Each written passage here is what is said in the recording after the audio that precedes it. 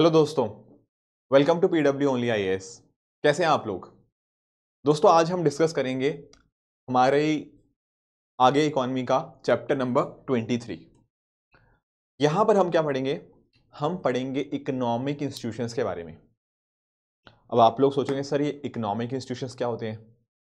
I am sure आप लोगों ने वर्ल्ड बैंक का नाम सुना होगा, तो उसको पढ़ेंगे। आईएमएफ का आप नाम सुनते होंगे, उसको पढ़ेंगे। वर्ल्ड ट्रेड ऑर्गेनाइजेशन, इस तरह से G20, G7, ये सारी चीजें आपको सुनने में मिलती हैं।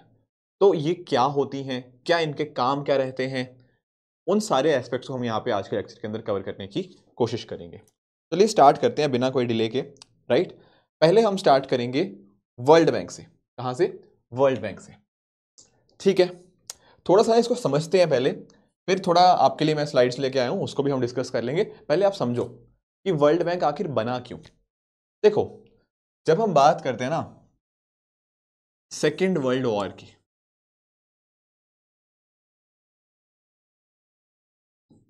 तो सेकेंड वर्ल्ड वॉर के टाइम के ऊपर आप जानते हो बहुत ही मैसिव लेवल के ऊपर हमें डिस्ट्रक्शन देखने को मिलता है।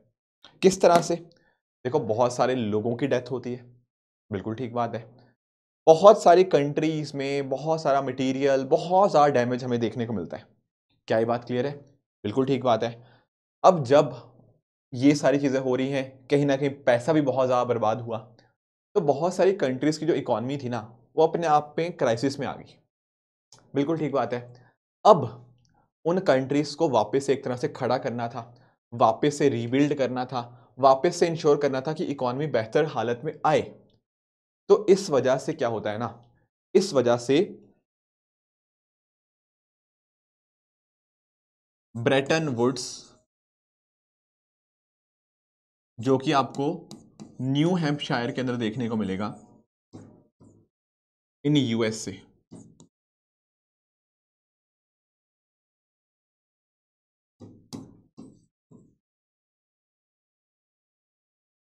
तो यहां पर क्या होता है 1944 के अंदर इस जगह के ऊपर ना मीटिंग होती है।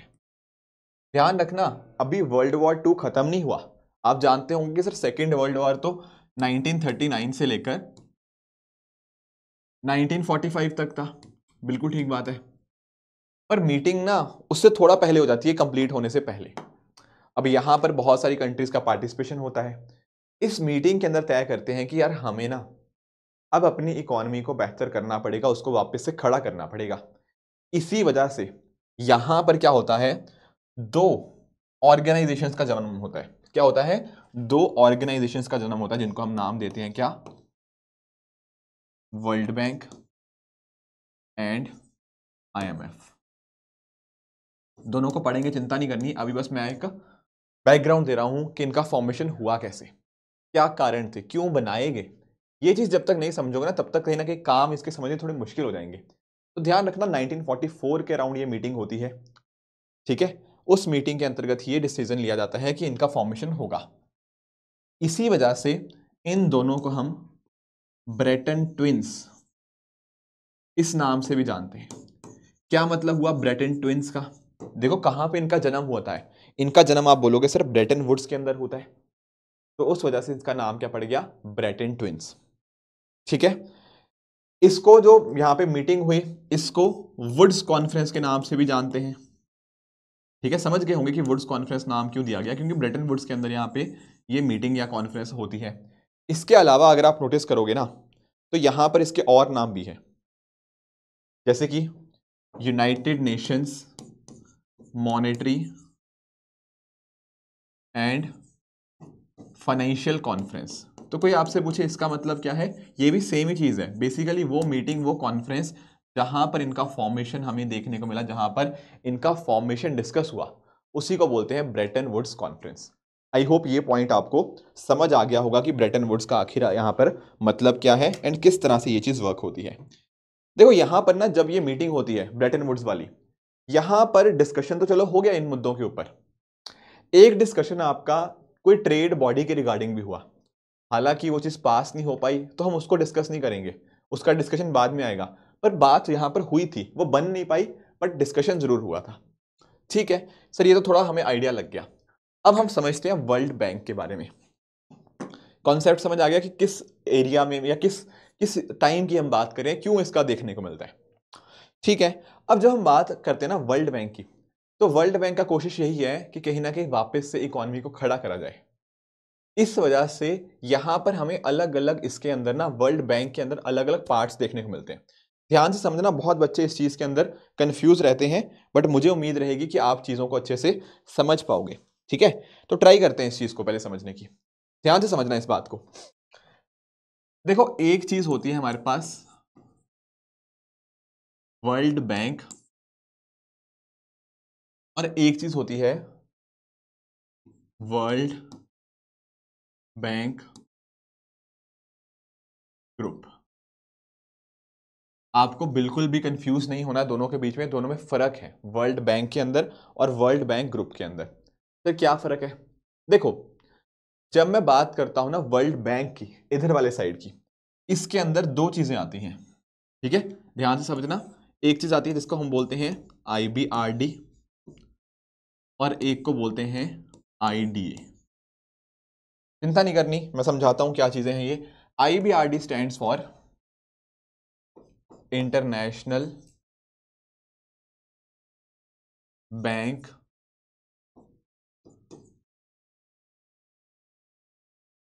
फॉर रिकंस्ट्रक्शन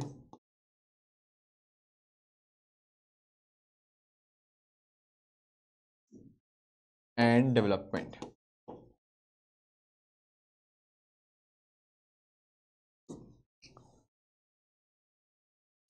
नाम में देखो क्या है, IBRD, international bank for reconstruction and development.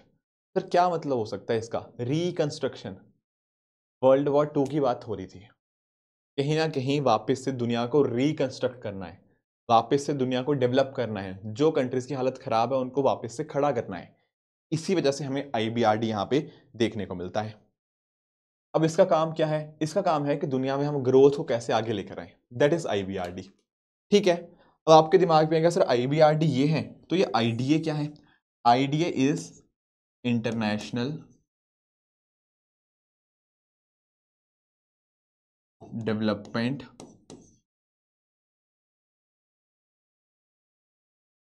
Association.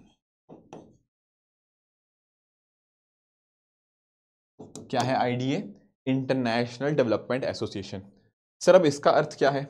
देखो, इसका अर्थ है कि जो हमारे गरीब से गरीब देश हैं, जो पुअर कंट्रीज हैं, उनको यहां पर ये पैसा लेंड करता है, पैसा उधार पे देता है, ताकि जो गरीबी की वजह से उनके जहां दिक्कतें आ रही हैं, चाहे हेल्थ के रिगार्डिंग हो, एजुकेशन के रिगार्डिंग हो, वो सारे जो इश्यूज है ना, वो IDA यहाँ पे संभालता है, ताकि गरीब देशों को पैसा उधार पे दे पाए। ठीक है, तो बाकी क्या है एक्चुअली समझना, पहले मैं आपको थोड़ा समझा दूं। जब मैं बात करता हूं ना वर्ल्ड बैंक की, तो वर्ल्ड बैंक के अंदर आती हैं दो संस्थाएं, जिनका नाम क्या है? IBRD और IDA। पर जब मैं बात करता हूं वर्ल्ड बैंक ग्रुप की, तो इसके अंदर टोटल 5 एंटिटीज आती हैं। ध्यान से समझना, वर्ल्ड बैंक ग्रुप एक बड़ी चीज है, वर्ल्ड बैंक एक उसका एक छोटा हिस्सा है। जब मैं बात करूंगा वर्ल्ड बैंक की, उसके अंदर आएंगी दो एंटिटीज, IBRD और IDA।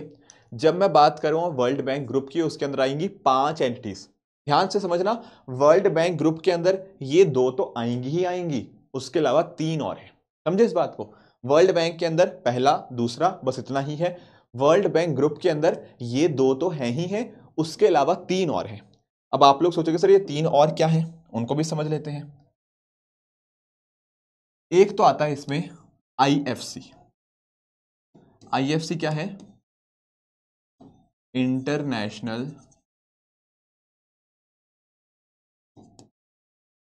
Finance corporation. क्या है IFC? International finance corporation. इसका क्या पर्पस IFC का? देखो, आपके प्राइवेट सेक्टर को भी तो पैसा चाहिए हो सकता है, बिल्कुल ठीक बात है। तो प्राइवेट सेक्टर को पैसा लेंड कौन करता है? वो वर्ल्ड बैंक ग्रुप का जो IFC है ना, इंटरनेशनल फाइनेंस कॉरपोरेशन, वो लेंड करता है। ठीक है सर, ये बात भी समझ आई। और क्या है यहाँ पे? एक यहाँ पे आपको मीगा देखने को मिलता है, MIGA। ये भी वर्ल्ड बैंक ग्रुप का ही पार्ट है। मीगा क्या है? MIGA is multilateral investment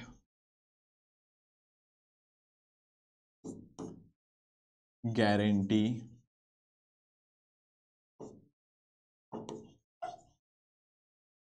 agency. ये क्या है MIGA? Multilateral investment guarantee agency. शब्द देखो, इन्वेस्टमेंट गारंटी, क्या मतलब हो सकता है इस चीज का? इसका मतलब बहुत सिंपल है। जब मैं देखो बात करता हूं ना, जैसे मान लो आप किसी देश के अंदर कुछ पैसा इन्वेस्ट करना चाहते हो, ठीक है। अब जब भी आप सामने वाले देश के अंदर पैसा इन्वेस्ट करोगे, आप कुछ चीजें सोचोगे। सर क्या चीजें सोचेंगे? हम सोचेंगे कि यार चलो आज यहाँ पर डेमोक्रेसी है, कल को ऐसा तो नहीं हो जाएगा कि यहाँ पर अचानक से तख्ता पलट हो जाएगा। हो सकता है। तो मेरा कहने का पॉइंट पता क्या है, कि जब भी आप किसी जगह पे इन्वेस्ट करते हो वहां पर कुछ तरह के पॉलिटिकल रिस्क होते हैं। अब एज एन इन्वेस्टर मेरी क्या कोशिश रहेगी कि वो रिस्क को कहीं ना कहीं मैं मिनिमाइज कर दूं। अगर मेरी इन्वेस्टमेंट की कोई गारंटी ले ले कि यार मेरी इन्वेस्टमेंट डूबेगी नहीं या फिर मुझे हेल्प करेगी उस चीज के अंदर, तो मेरे लिए इन्वेस्ट करना थोड़ा सा आसान हो जाएगा। बिल्कुल सही बात है। तो जब मैं बात करता हूँ ना मीगा की, मल्टीलैटरल इन्वेस्टमेंट गारंटी एजेंसी, उसके अंदर यही चीज होती है कि आप जो इन्वेस्टमेंट कर रहे हो वो प्रोटेक्टेड रहती है against different types of risk. जैसे आपका पॉलिटिकल रिस्क हो गया, इस तरह की गारंटीज यहाँ पे दी जाती हैं। ये हो गया मीगा। उसी तरह से एक होता है ICSID। ये क्या है? This stands for international centre for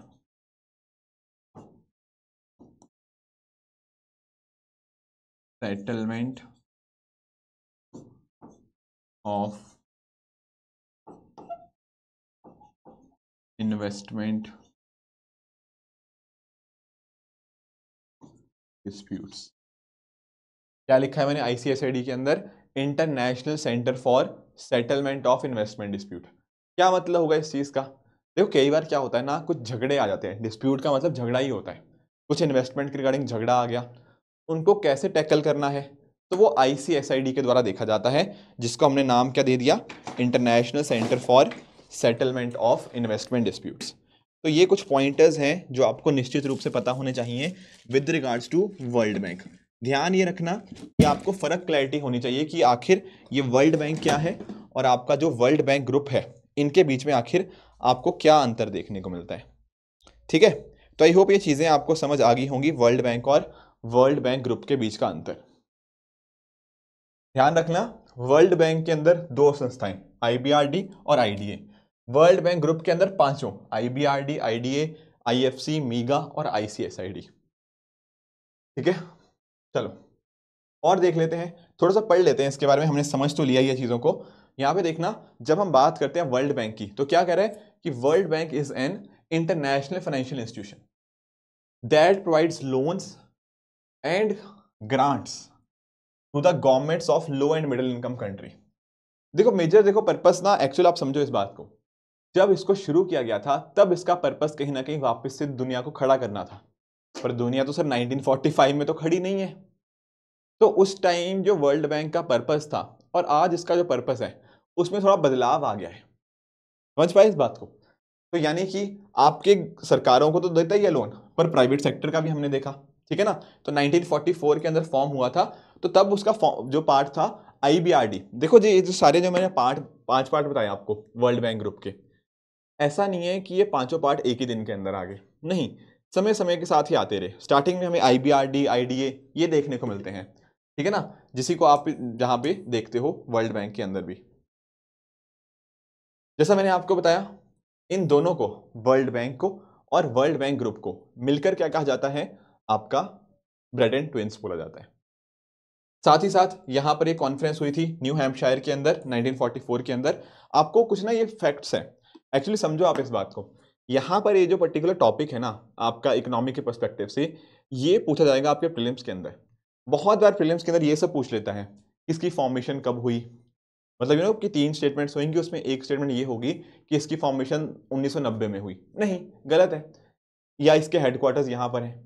तो ये कुछ आपको ना, मैंने प्रीलिम्स के यहाँ पे फैक्ट्स वगैरह दे रखे हैं आपकी स्लाइड्स के अंदर, तो मैं आपके साथ डिस्कस जरूर करूंगा, बट आप भी इन स्लाइड्स को डाउनलोड करना, समझाने वाला पार्ट भी मैं करूंगा ही और आपके साथ डिस्कस भी करूंगा, बट आपको एक बार गो थ्रू जरूर करना है ताकि ये जो फैक्ट्स है ना ये आपके दिमाग में बने रहें। क्योंकि अगर आप पिछले सालों के मैं क्वेश्चंस भी आपको करवाऊंगा, आप देखना बहुत सारे क्वेश्चन इन फैक्ट्स के ऊपर बेसिस पे आ जाते हैं। पूछ लेता है कि यार एडीबी के अंदर कितने मेंबर्स हैं, इस तरह की चीजें आपको पता होनी चाहिए। क्लियर है बात ये? ठीक है, तो इसके हेडक्वार्टर्स आपको वाशिंगटन डीसी के अंदर देखने को मिल जाते हैं। जैसा मैंने आपको बताया कि किस तरह से इसका काम था कंट्रीज को वापस से रीबिल्ड करना। और ये रहे इसके पांचों के पांचों जो इसके पार्ट्स हमें देखने को मिलते हैं। पहला पार्ट क्या है इसका? वर्ल्ड बैंक ग्रुप का IBRD, international bank for reconstruction and development, ताकि देशों की इकोनॉमिक ग्रोथ दी जा पाए। दूसरा, इंटरनेशनल डेवलपमेंट एसोसिएशन IDA, काम क्या है? कहीं ना कहीं आपकी जो गरीब पूरेस्ट ऑफ कंट्रीज हैं उनको यहाँ पे प्रॉपर हेल्प प्रोवाइड करी जाए ताकि यहाँ पे एजुकेशन, हेल्थ और बाकी पैरामीटर्स बेहतर हो पाए। तीसरा आपका IFC, इंटरनेशनल फाइनेंस कॉर्पोरेशन, यहाँ पर ये प्राइवेट सेक्टर आर्म इसकी बन जाती है। चौथा, मीगा, मीगा क्या है? मल्टीलैटरल इन्वेस्टमेंट गारंटी एजेंसी, जैसे पॉलिटिकल रिस्क हो गया उसके रिगार्डिंग इंश्योरेंस वगैरह। एंड आखिरी ICSID, international centre for settlement of investment disputes, जो भी देशों और इन्वेस्टर्स के बीच में डिस्प्यूट्स होते हैं, कुछ झगड़े होते हैं, उनकी सेटलमेंट में हेल्प करता है। समझ आया? एक चीज आपको और ध्यान में रखनी है, वो क्या है? वो ये कि क्या इंडिया इन पांचों के पांचों का मेंबर है? The answer is no. हमें याद रखना पड़ेगा क्या कि जब हम बात करते हैं IBRD की तो इंडिया मेंबर है, IDA का भी इंडिया मेंबर है, IFC का भी इंडिया मेंबर है, मीगा का भी है, पर आपके ICSID का इंडिया मेंबर नहीं है। ध्यान क्या रखना है? India is not a member of ICSID, बाकी सबका इंडिया डेफिनेटली मेंबर है। क्लियर है? ठीक है, और क्या जानना चाहिए सर हमें इसके बारे में? इंडिया देखो इसका फाउंडिंग मेंबर है, ठीक है ना। डेफिनेटली आपको बहुत सारे इंडिया को लोन्स वगैरह प्रोवाइड किए गए हैं वर्ल्ड बैंक के द्वारा, कुछ एग्जांपल्स आप यहाँ पे देख सकते हो, ठीक है ना। इसके साथ ही अगर मैं कुछ और फैक्ट्स की बात करूँ आपके सामने, तो जैसे आज के समय भी ना आपका जो ईस्टर्न डेडिकेटेड फ्रेट कॉरिडोर है, आप जानते होंगे ना कि हमारे देश में, मैं समझाता हूँ थोड़ा सा पॉइंट इसके रिगार्डिंग। होता क्या है, जैसे मान लो आपकी जो है यह है आपकी पटरी, ठीक है, एक यहाँ पर जा रही है पैसेंजर गाड़ी, एक जा रही है आपकी माल गाड़ी। तो होता क्या है, आपकी पैसेंजर गाड़ी को प्रायोरिटी दी जाती है। कहने का मतलब क्या कि अगर मान लो अवेलेबिलिटी नहीं है तो बोला क्या जाएगा कि पैसेंजर गाड़ी को भेज दो आगे, माल गाड़ी को बहुत घंटों तक रोक दिया जाता है। अब आप खुद सोचो, अगर माल गाड़ी को कई कई घंटों तक रोका जा रहा है, उससे दिक्कत क्या आएगी? उससे दिक्कत ये आएगी कि आपका जो माल है वो एक जगह से दूसरी जगह बहुत ही लेट पहुंचेगा। लेट पहुंचेगा तो आपका जो गुड्स हैं वो कॉस्टली हो जाएंगी एंड आप उनको अच्छे से एक्सपोर्ट नहीं कर पाओगे। तो ये सब दिक्कतें आती हैं। इसी दिक्कत को ठीक करने के लिए हमने बोला कि नहीं, हम एक काम करेंगे, जो मालगाड़ी के लिए जो रूट है ना, जो उसका पटरी है, जो कॉरिडोर है, हम उसको अलग से ही बना देंगे। तो इस तरह से हमारे डेडिकेटेड फ्रेट कॉरिडोर्स हम देखने को मिल रहे हैं ईस्टर्न और वेस्टर्न के अंदर। जो ईस्टर्न डेडिकेटेड फ्रेट कॉरिडोर है ना, वो आपका वर्ल्ड बैंक के द्वारा यहाँ पे फंडेड है। तो ये कुछ पॉइंटर्स हैं जो आपको पता होने चाहिए। इसके अलावा एक चीज होती है सैप। सैप क्या है? Structural adjustment programme. क्या है SAP? SAP, structural adjustment programme. देखो कई बार पता क्या होता है, मान लो आपने मेरे से पैसे उधार मांगे, मैंने आपको पैसे उधार पे दे दिए, और मुझे पता ये नॉलेज थी कि आपको पैसों की ज़रूरत है, ठीक है। अब ऐसे केस में आपको पता क्या करूंगा, मैं आपको बोलूंगा कि ठीक है यार मैं तुम्हें पैसे दूंगा, पर तुम्हें मेरी कुछ शर्तें माननी पड़ेंगी। जैसे अपने देश की इकोनॉमी को ओपन अप करो। तो होता क्या है ना, वर्ल्ड बैंक बहुत बार लेंड करता है, पर वो बोलता है कि अपनी मार्केट को ज़रा फ्री मार्केट रखो। समझ पाए इस बात को? जैसे US के अंदर हमें कैपिटलिज्म देखने को मिलता है, मार्केट रिफॉर्म्स देखने को मिलते हैं कि मार्केट की ज़्यादा चलती है, वहाँ पे प्राइवेट सेक्टर का ज़्यादा रोल रहता है। तो यहाँ पर भी ना वर्ल्ड बैंक के द्वारा भी ये SAP प्रोग्राम होता है जो कि इन रिफॉर्म्स वगैरह को यहाँ पे बताता है। बहुत सारे लोगों का ये भी कहना है कि कहीं ना कहीं इन रिफॉर्म्स का फ़ायदा डेवलप्ड कंट्रीज़ को ज़्यादा होता है, डेवलपिंग को कम। क्यों? क्योंकि डेवलप्ड कंट्रीज़ के लिए वो मार्केट खुल जाती है। क्योंकि आप सोचो, यहाँ पर एक डेवलपिंग कंट्री, यहाँ पर एक डेवलप्ड कंट्री, तो डेवलप्ड कंट्री को अपना सामान यहाँ पे भेजना होगा तो बहुत आसानी से भेज पाएगा, क्योंकि फ्री मार्केट है, मार्केट का एक्सेस मिल गया उसको। कंपनीज ज़्यादा बेटर किसकी होंगी? डेवलप्ड कंट्रीज़ की। तो वो वाली कंपनीज, इन डेवलप्ड कंट्रीज़ की जो कंपनीज होंगी वो यहाँ पर आ पाएंगी एंड अकॉर्डिंगली इस मार्केट को कैप्चर कर सकती हैं। तो कई बार ऐसा ही बोला जाता है कि इन स्ट्रक्चरल एडजस्टमेंट प्रोग्राम की वजह से ना, ऐसी पॉलिसीज़ की वजह से कहीं ना कहीं अमीर देशों और गरीब देशों, इन दोनों के पीछे जो फासला था ना वो और बढ़ गया है। तो ये कुछ पॉइंटर्स हैं आपको पता होने चाहिए। एक एस्पेक्ट आपको वर्ल्ड बैंक के रिगार्डिंग और पता होना चाहिए, जो है इनकी रिपोर्ट्स के रिगार्डिंग। यूपीएससी के द्वारा कई बार ऐसी रिपोर्ट्स पूछी गई हैं कि आखिर ये रिपोर्ट रिलीज कौन करता है। तो कुछ इंपॉर्टेंट रिपोर्ट्स मैं आपको बता देता हूं। जैसे इसके अंदर आ जाएंगी आपकी ईज ऑफ डूइंग बिजनेस। देखो अब ये रिपोर्ट नहीं आती है, ठीक है ना। एक्चुअली क्या हुआ था, आई थिंक आज से 2 या 3 साल पहले इस रिपोर्ट के अंदर कुछ स्टैटिस्टिकल एरर्स निकल आए थे।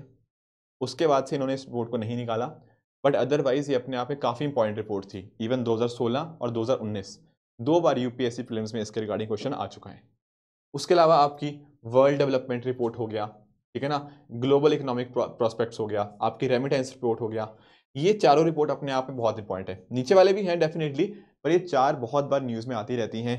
एंड इसी वजह से मैं बोलता हूँ कि आपको करंट अफेयर्स करने बंद नहीं करने चाहिए, क्योंकि करंट अफेयर्स के अंदर जब भी ये रिपोर्ट्स आती हैं तो हम उनको डिटेल डिस्कशन करते हैं कि वर्ल्ड डेवलपमेंट रिपोर्ट में वर्ल्ड बैंक ने क्या बोल दिया, बाकी और रिपोर्ट के अंदर वर्ल्ड बैंक क्या बात कर रहा है। ये सारी चीज़ें हमें उसके अंतर्गत देखने को मिल जाती हैं, ठीक है।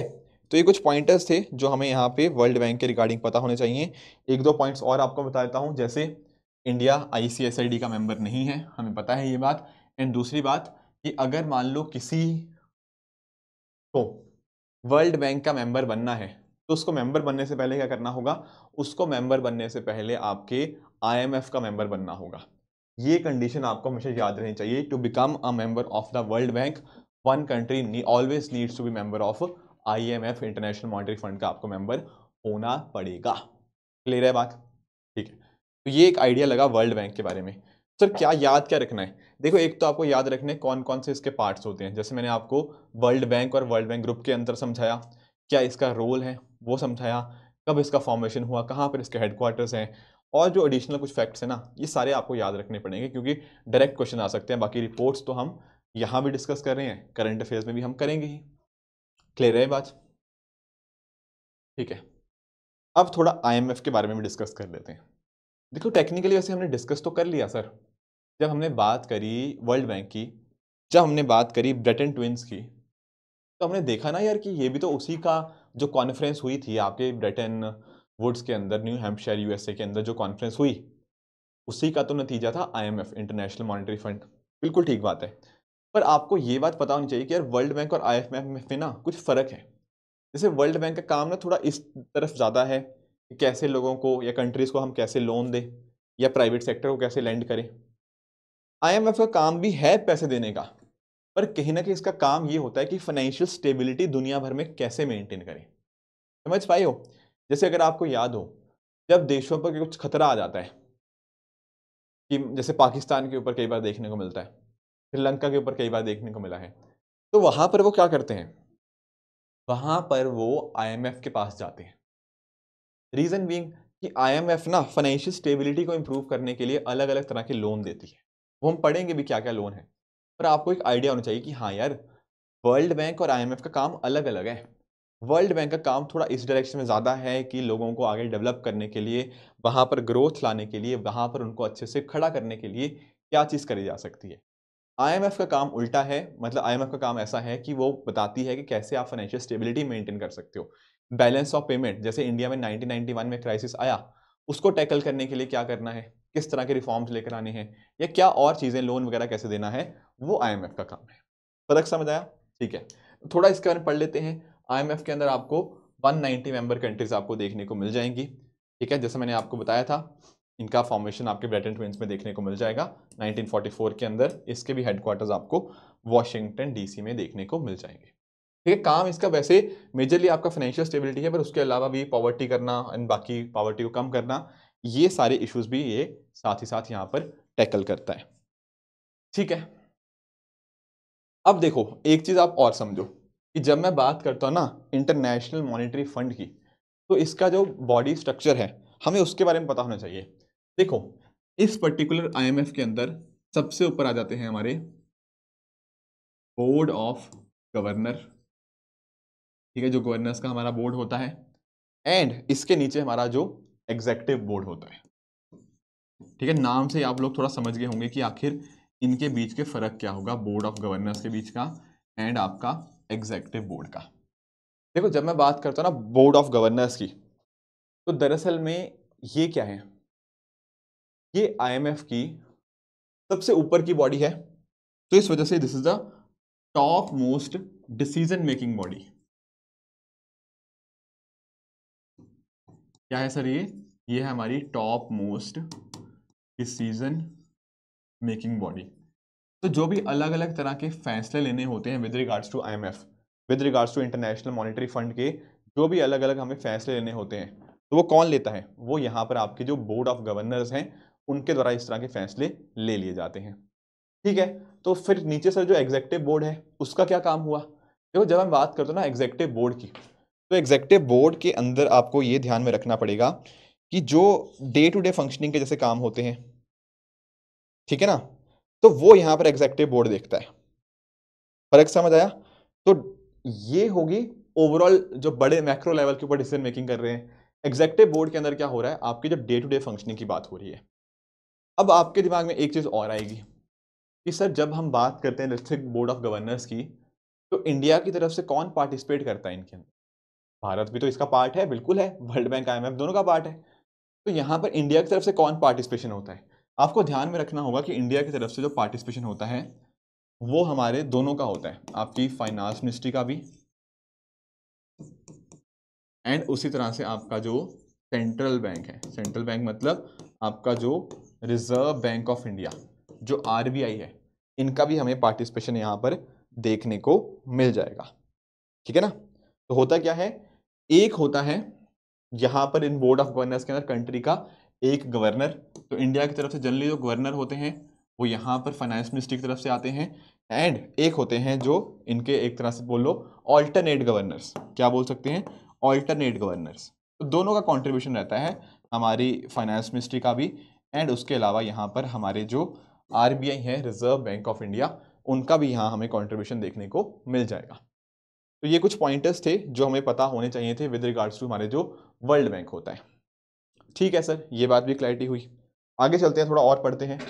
देखो, इसकी भी कुछ हमें रिपोर्ट्स पता होनी चाहिए आईएमएफ की, जैसे हमने वर्ल्ड बैंक की कुछ रिपोर्ट समझी ना, उसी तरह से हमें आईएमएफ की भी कुछ रिपोर्ट्स पता होनी चाहिए। जैसे एक हो गया हमारा वर्ल्ड इकोनॉमिक आउटलुक। देखो, ये जो रिपोर्ट है ना वर्ल्ड इकोनॉमिक आउटलुक, ये अपने आप में काफी इंपॉर्टेंट हो जाती है। ऑलरेडी आस्क्ड क्वेश्चन है ये वाला कि वर्ल्ड इकोनॉमिक आउटलुक कौन रिलीज करता है, उसका आंसर आईएमएफ है। क्या आपने कभी न्यूज़पेपर में ये पढ़ा कि इंडिया अगले आने वाले टाइम के अंदर हमारी जीडीपी ग्रोथ रेट 6% रहेगी, 6.5% रहेगी।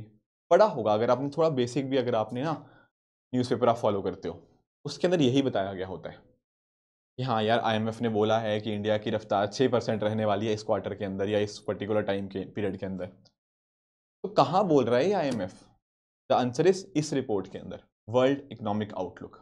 ये रिपोर्ट साल में 2 बार आती है एंड काफ़ी इंपॉर्टेंट रिपोर्ट रहती है। साथ में इसके अंदर रिकमेंडेशंस भी दे रखी होती हैं कि मान लो इंडिया ने अपनी जीडीपी को और बढ़ाना है, वो कैसे बढ़ा सकता है, क्या चेंजेस लाए जाने चाहिए। ये सारा डेटा आपको, सारा इन्फॉर्मेशन इस रिपोर्ट के अंदर देखने को मिल जाएगा। This is twice a year. उसके अलावा एक और रिपोर्ट है, ग्लोबल फाइनेंशियल स्टेबिलिटी रिपोर्ट। मैंने जब आपको ये आईएमएफ समझाया था ना, तभी हम डिस्कस कर रहे थे कि आईएमएफ का काम कहीं ना कहीं फाइनेंशियल स्टेबिलिटी के साथ लिंक्ड है।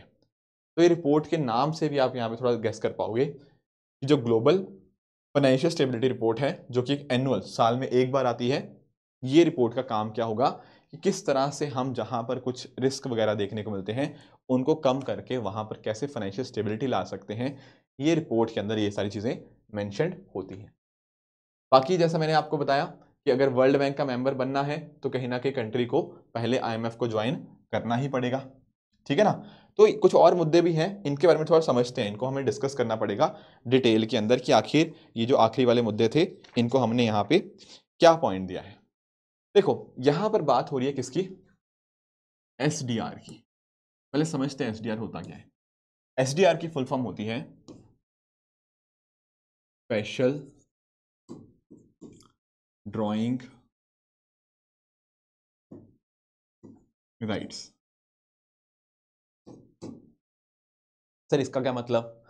देखो जैसे हर देश की ना अपनी अपनी कुछ करेंसीज होती हैं, उसी तरह से यहां पर ना आईएमएफ ने एक तरह की करेंसी है। देखो ध्यान से समझना, हम ये नहीं बोलेंगे कि ये करेंसी ही है, पर उसी के जैसी एक चीज है। This is a kind of this is a unit of account. ठीक है, एक तरह की आर्टिफिशियल करेंसी आप कह सकते हो कि एक तरह की आर्टिफिशियल करेंसी है जो आईएमएफ जो के पास जो होती है।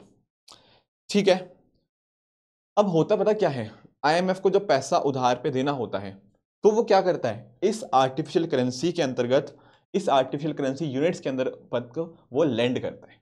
समझ गए? जो आईएमएफ लेंड करता है ना, किसको लेंड करेगा? पहली बात तो ये बताओ, आईएमएफ ना लेंड किसको करता है? Only the member countries. जो इसके मेंबर देश होते हैं ना, सिर्फ उन्हीं को पैसा ये लेंड कर सकता है।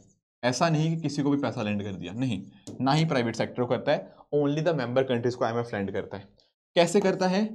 इन आर्टिफिशियल करेंसी यूनिट्स के माध्यम के थ्रू, जिनको हम क्या बोल रहे हैं? आर्टिफिशियल करेंसी यूनिट्स, जिनको हम बोलते हैं SDR, यानी कि स्पेशल ड्राइंग राइट्स। ठीक है सर, ये बात भी समझ आई। अब आपको ध्यान में ये बात और रखनी है कि जो SDR है, this is not a currency. ये एक तरह की आर्टिफिशियल करेंसी जरूर कह सकते हो, बट करेंसी नहीं है अपने आप में। ठीक है, एंड ना ही ये क्लेम है। ऐसा नहीं है कि आपके पास है तो आपका आईएमएफ के ऊपर कोई क्लेम है, नहीं, it is not a claim on IMF. ये कुछ पॉइंटर्स हैं which can be asked in your prelims exam. ठीक है, बाकी आप जानते होंगे कि 1969 के अंदर एसडीआर की शुरुआत हुई थी। 1969 के अंदर एसडीआर की शुरुआत हुई थी, राइट। अब आपके दिमाग में आएगा कि सर एसडीआर का हम वैल्यू कैसे कैलकुलेट कर रहे हैं, how are we actually calculating value?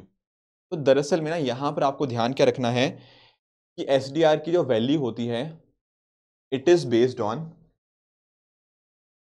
Value of SDR is based on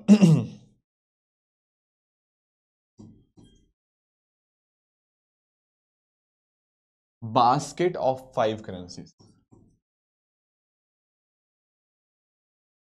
5 currencies की एक बास्केट होती है, उसके बेसिस के ऊपर इसकी वैल्यू डिसाइड करी जाती है। ध्यान रखना, पहले 4 थी ये, अब 5 हो चुकी हैं। एक चाइनीज की रेनमिनबी को भी ऐड कर दिया है। पहले 4 बास्केट ऑफ करेंसीज थी, अब 5 हो चुकी हैं। सर कौन कौन सी करेंसी आती है इसके अंदर? देखो पहला है आपका यूएस डॉलर, दूसरा हो गया आपका यूरो, तीसरा हो गया आपका चाइनीज की जो रेनमिनबी होती है,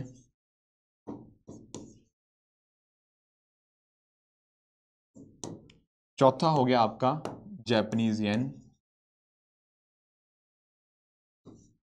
एंड पांचवा आपका हो गया जो ब्रिटिश पाउंड होता है। तो इन 5 करेंसीज के बेसिस के ऊपर ना आपकी एसडीआर की वैल्यू डिसाइड करी जाती है। जैसे जैसे इनकी फ्लक्चुएशंस ऊपर नीचे होती हैं, उस हिसाब से एसडीआर की वैल्यू चेंज हो जाती है। अब आपके दिमाग में आएगा कि सर क्या जैसे ये 5 करेंसीज हैं, सबको इंपॉर्टेंट जो वेटेज दे रखी है, सबको जो इंपॉर्टेंस दे रखी है, क्या वो सबको बराबर है? The answer is no. आपको जो मैंने पांचों ऑर्डर दिखाए ना, आपको इसी ऑर्डर में ध्यान रखना है। ऐसा क्यों? क्योंकि जो यूएस डॉलर की इंपॉर्टेंस है वो ज़्यादा है as compare to euro, euro की चाइनीज रेनमिनबी से, और जापानीज इस तरह से जापानीज से ज़्यादा चाइनीज़ की, एंड जापानीज की किससे ज़्यादा? पाउंड से। This is the decreasing order, maximum importance to US dollar, followed by euro, followed by Chinese renminbi, followed by Japanese yen, आखिरी में आपका पाउंड आ जाएगा। अब आपके दिमाग में आएगा सर इंडियन रुपी को भी ऐड कर दो, क्यों नहीं इंडियन रुपी को ऐड कर रहे?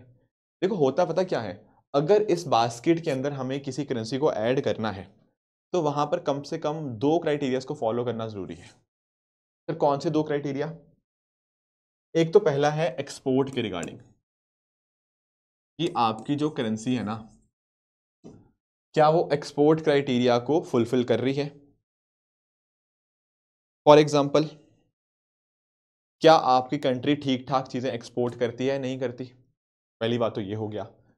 दूसरी बात ये है कि आपकी जो करेंसी है पहला क्या हो गया, एक्सपोर्ट क्राइटेरिया, कि लार्ज एक्सपोर्टर होने चाहिए आप, one of the large exporters of the world, ठीक है। एंड दूसरा पॉइंट क्या है, दूसरा पॉइंट है currency should be freely usable, ठीक है ना, अक्रॉस द वर्ल्ड आप उसको फ्रीली यूज कर पाओ, ये कुछ क्राइटेरियाज होते हैं। तो अगर ये क्राइटेरियाज आपकी जो करेंसी है वो फॉलो करती है तो हो सकता है उसको एसडीआर के अंदर यहाँ पे जगह दी जा पाए। क्या ये एसडीआर वाला मुद्दा समझ आया? ठीक है। अब आप लोगों ने ना अक्सर न्यूज़पेपर के अंदर एक चीज पढ़ी होगी, काफी बार आईएमएफ को क्रिटिसाइज किया जाता है। क्या आप लोग जानते हो क्यों क्रिटिसाइज किया जाता है? अब इसके कुछ कारण है। फॉर एग्जाम्पल, पहली बात तो आप ये समझो, जब मैं बात करता हूं आईएमएफ की, तो क्रिटिसिज्म इसका ये देखने को मिलता है कि थोड़ा ना वेस्टर्न यूरोप और आपका यूएसए, इनकी तरफ ये थोड़ा बायस्ड है। यानी कि जैसे इंडिया हो गया, चाइना हो गया, इन देशों की यहाँ पे कम सुनी जाती है, और इन बाकी ये जो देश में बात कर रहा हूँ इनकी ज़्यादा सुनी जाती है। अब मैंने देखो एसडीआर आपको बताया, ठीक है ना, तो एक्चुअल में क्या होता है, स्पेशल ड्राइंग राइट्स का जो कंट्रीब्यूशन होता है ना, उसके हिसाब से इनका कोटा डिफाइन किया जाता है, ठीक है। अब जिसका जितना ज़्यादा कोटा हुआ, मतलब एक्चुअल में जितना एसडीआर ज़्यादा हुआ उतना क्या हुआ, उतना कहीं ना कहीं ज़्यादा कोटा हुआ, और जितना ज़्यादा कोटा हुआ कहीं ना कहीं उतनी ही आपकी क्या हुई, उतनी ही आपकी ज़्यादा हुई वोटिंग पावर। अब इंडिया का यहाँ पे कोटा एक्चुअली बहुत ज़्यादा कम है, तो इंडिया की वोटिंग पावर भी कम है। पर यूएस की अगर हम बात करें तो यूएस का आप नंबर देखोगे ना, तो यूएस का लगभग 16% वोटिंग शेयर है। कितना? 16% से भी ज़्यादा,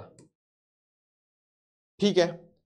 और आप एक चीज़ इमेजिन करना कि जब मैं बात करता हूँ ना यहाँ पे 16% का मैंने शेयर तो आपको बता दिया, अगर आईएमएफ के अंदर कुछ फैसला लेना हो उसके लिए पता क्या है, उसके लिए जो वोटिंग चाहिए वो 85% चाहिए, कि 85% जो हैं वो फेवर में हो आपके, तब वो फैसला हो जाएगा।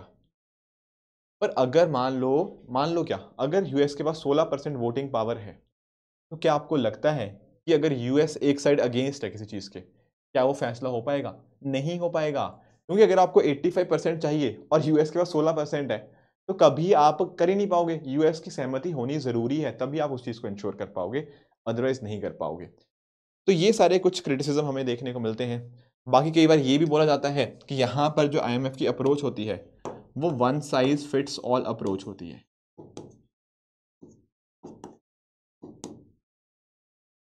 सर इसका क्या अर्थ, one size fits all approach का? देखो आईएमएफ ना कई बार ऐसे फैसले लेता है जो कि लगता है कि यार सेम ही फैसला बार बार करे जा रहा है। अब देखो मान लो पाकिस्तान के अंदर कुछ हालत खराब हुई तो उसका कारण कुछ अलग हो सकता है, श्रीलंका के अंदर कुछ अलग कारण हो सकता है, किसी XYZ कंट्री के अंदर कुछ अलग कारण हो सकता है, बिल्कुल ठीक बात है। पर अगर आप जिस तरह से फैसला ले रहे हो वो सारे फैसले एक ही तरह से हो, तो आपने पता क्या किया, प्रॉब्लम्स अनेकों हैं, सोल्यूशन आप एक ही डालने की कोशिश कर रहे हो, इससे दिक्कत आएगी। जो हर किसी को कहीं ना कहीं पर्सनलाइज सोल्यूशन मिल सकता था ना, वो नहीं मिलेगा। तो ये सारा कुछ क्रिटिसिज्म में हमें देखने को मिल जाता है विद रिगार्ड्स टू आईएमएफ। क्या ये बात सबको क्लियर हुई? ठीक है। अब हमें थोड़ा सा ना इसकी फंडिंग, जो मैं बोल रहा था ना कि किस तरह से ये लेंड करता है, किस तरह की फंडिंग है आईएमएफ की, तो आपको ध्यान में पता क्या रखना है कि जब हम बात करते हैं आईएमएफ की फंडिंग की, आपको बहुत डिटेल में नहीं जाना, बस इनके नाम पता होने चाहिए कि किसके अंतर्गत है, क्योंकि बहुत इजी क्वेश्चन आते हैं यहाँ से। आईएमएफ की जो फंडिंग होती है ना, दो तरह से हो सकती है। एक होती है कंसेशनल फंडिंग,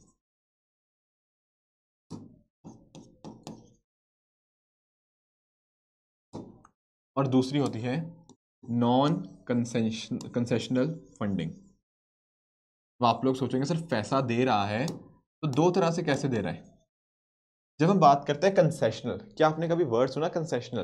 कंसेशनल का अर्थ होता है कि यार आप सामने वाले को पैसा दे रहे हो उधार, पर जो शर्तें हैं ना उस उधार की वो काफ़ी लिबरल है।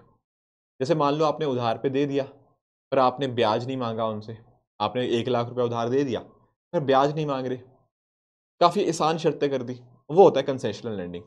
नॉन कंसेशनल के अंदर क्या होता है, आप जो कहीं ना कहीं पैसा उधार पे दे रहे हो, जो भी रेट चल रहे हैं मार्केट के अंदर उसके हिसाब से दे रहे हो।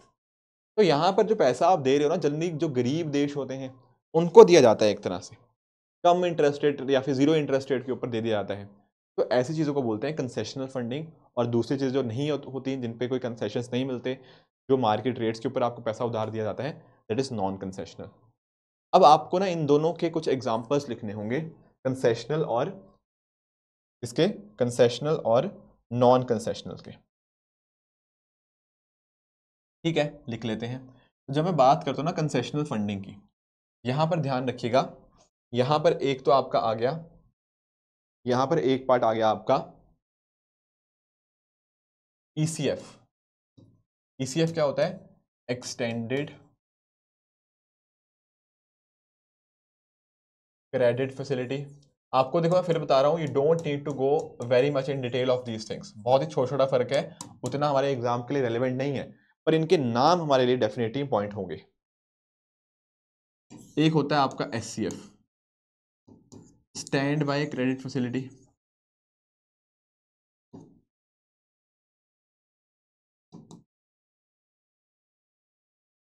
और जो आपका तीसरा पार्ट होता है, that is known as what, that is known as RCF, rapid credit facility.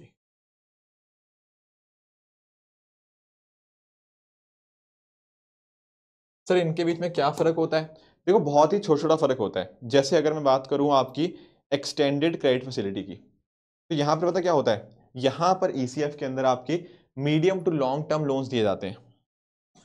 ठीक है, आपकी स्टैंड बाय क्रेडिट फैसिलिटी के ऊपर यहां पर शॉर्ट टर्म लोन, जैसे BOP क्राइसिस आ गया, उसको डील करने के लिए दिया जाता है। ठीक है, और आपको जो रैपिड होता है, ये कुछ अर्जेंटली आपका बैलेंस ऑफ पेमेंट क्राइसिस आ गया, वहां पर दिया जाता है।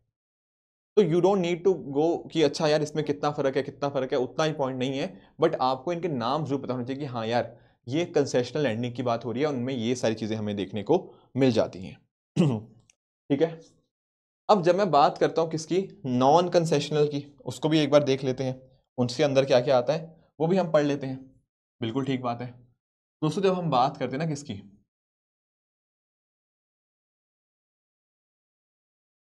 नॉन कंसेशनल फंडिंग की, तो यहां पर आपका जैसे एक आ गया आपका SBA। क्या आ गया आपका SBA, यानी कि स्टैंड बाय अरेंजमेंट।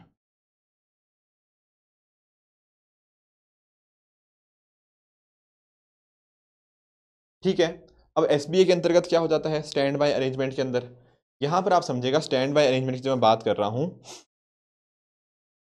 यहां पर आपके जो शॉर्ट टर्म लोन्स होते हैं ना, वो दिए जाते हैं। ध्यान रखना बात किसकी हो रही है, नॉन कंसेशनल लैंडिंग की, ये सारे के सारे नॉन कंसेशनल लैंडिंग है। यहां पर जो भी चीजें प्रोवाइड करी जाएंगी मार्केट रेट्स के ऊपर यहां पे दी जाएंगी। ठीक है, उसके अलावा आपका होता है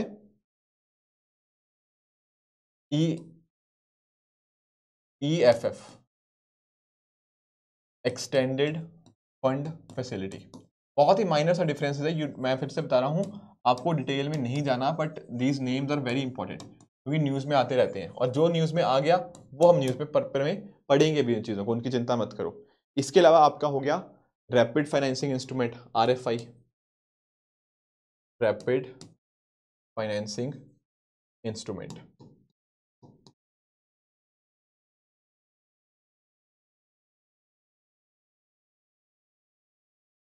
ठीक है, व्हाट मोर सर, इसके अलावा और क्या चीज़ें हैं, इसके अलावा आपका, आपने क्रेडिट लाइन कई बार सुना होगा, उसी को बोलते हैं flexible credit line, FCL, flexible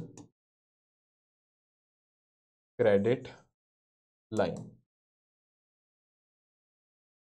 and lastly इसके अलावा आपका आ जाता है आपका PLL, प्रिकॉशनरी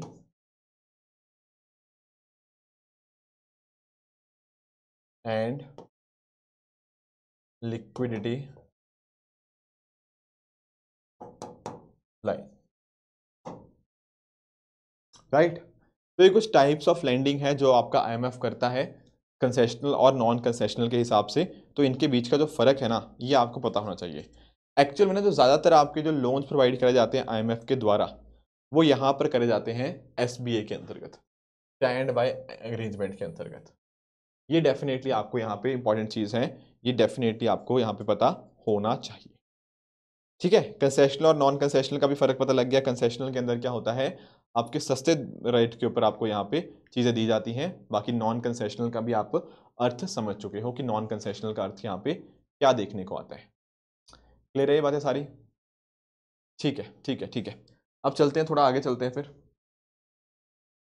ये देखो, ADB आगे हमें डिस्कस करना है, एशियन डेवलपमेंट बैंक के बारे में हमें डिस्कस करना है। बाकी जो बेसिक फैक्ट्स थे आई थिंक हमने IMF के बारे में पढ़ लिए हैं कि क्या क्या IMF की चीज़ें होती हैं, क्या उसके इश्यूज़ क्या होते हैं। एक चीज़ जो आप ध्यान में रखोगे, जब हमने डिस्कस किया था ना लास्ट चैप्टर, वहाँ पे हमने रिजर्व ट्रांच के बारे में डिस्कस किया था, तो वो चीज़ भी आप ध्यान में रखोगे कि IMF के साथ ही लिंक्ड रहती है रिजर्व ट्रांच भी जो चीज़ होती है। ठीक है, बाकी और मैं देख लेता हूँ एक बार, कुछ और मिस तो नहीं रह गया। नहीं ठीक है ठीक है। हाँ, एक छोटी सी चीज़ आपको और देख लो, जिसका नाम क्या है आपका, जिसका नाम है आपका वॉशिंगटन कंसेंसस। ठीक है, इसको समझ लो एक बार।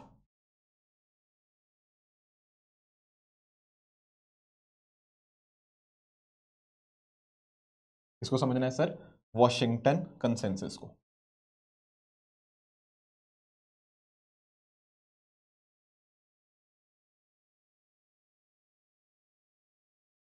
देखो,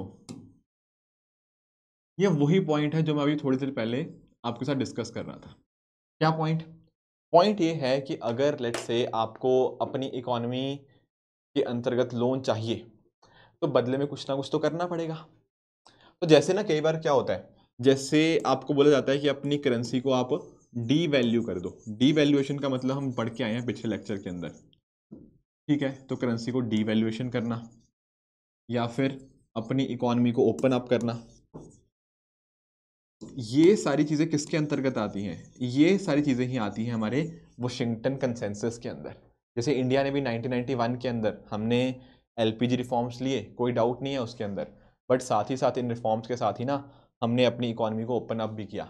हमने जो सारे इश्यूज थे कहीं ना कहीं उनको भी यहाँ पे रिजॉल्व किया है। ठीक है ना, या फिर आपका करेंसी का डीवैल्यूएशन उस टाइम के ऊपर भी हमने किया है। तो ये कुछ पॉइंटर्स थे विद रिगार्ड्स टू आपके IMF जो डेफिनेटली आपको पता होने चाहिए। और ये जो बात होती है ना वाशिंगटन कंसेंसस की, इसी को ही बोला जाता है आपकी जो IMF की जो कंडीशनैलिटीज़ होती हैं। क्या होती हैं? IMF की जो कंडीशनैलिटीज़ लगाई जाती हैं वही इसके अंतर्गत आ जाती हैं।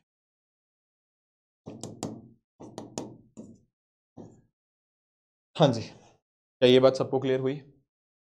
हाँ जी, क्या ये बात सबको क्लियर हुई कि क्या क्या चीज़ें हैं इसके अंतर्गत? IMF की जो कंडीशनैलिटीज़ होती हैं वो सारी चीज़ें क्या हैं, एंड आपका IMF ओवरऑल क्या होता है, किस तरह से फंक्शनिंग करता है, और आपके जो बोर्ड्स हो गया और बाकी चीज़ें भी आपको एक आइडिया लग गया होगा। ठीक है, आई थिंक एक बार ऑडियो चेक कर लेता हूँ। ऑडियो आई थिंक बिल्कुल सही आ रही है, सबको अच्छे से सुनाई दे रहा है। ठीक है ठीक है, आगे चलते हैं। आगे हमें पढ़ना है ADB के बारे में, एशियन डेवलपमेंट बैंक के बारे में। समझो कि आखिर ADB क्या होता है। देखो, जब मैं बात करता हूँ ना एशियन डेवलपमेंट बैंक की, तो यहाँ पर एक जो चीज़ आपको अच्छे से पता होनी चाहिए, that is with regards to कि यहाँ पर इस पर्टिकुलर बैंक के अंदर मेंबर्स कौन कौन से हैं, या फिर अदर की सबसे बड़ा कंट्रीब्यूटर कौन सा है। एंड उसके साथ ही एक जो बच्चों को कंफ्यूजन रहती है कि सर इसके नाम में वर्ड आ गया एशियन, तो क्या यहाँ पर सिर्फ एशिया की कंट्रीज होंगी? Answer is no. यहाँ पर एशिया की कंट्रीज तो हैं, पर उसके अलावा एशिया के बाहर की भी कंट्रीज हैं। पहली बात तो ये।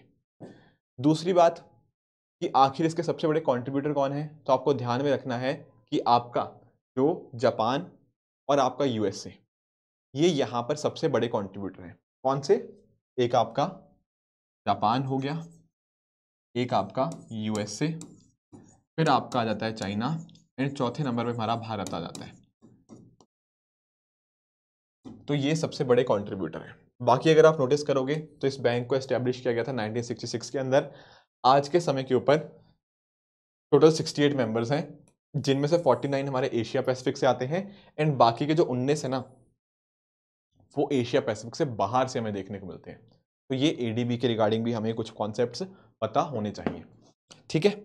इसके साथ ही अगर मैं बात करूं आपके ना, जैसे मैं बता रहा था आपसे, यहाँ पर आप नोटिस करो कि Japan and USA top most पे ऊपर है, followed by India and China. इसका फॉर्मेशन 1966 के अंदर हुआ था। हेडक्वार्टर्स आपको मनीला फिलीपींस के अंदर देखने को मिल जाते हैं। अब ये वाला जो चीज़ है, यहाँ पर इसका काम क्या है, देखो कहीं ना कहीं जो बैंक्स होते हैं इन सबका काम सिमिलर सा ही है, तो आपको याद नहीं रखना, आपको एक आइडिया होना चाहिए कि यार बैंक है क्या करेगा, कहीं ना कहीं इंफ्रास्ट्रक्चर डेवलप करने में मदद करेगा, है कि नहीं।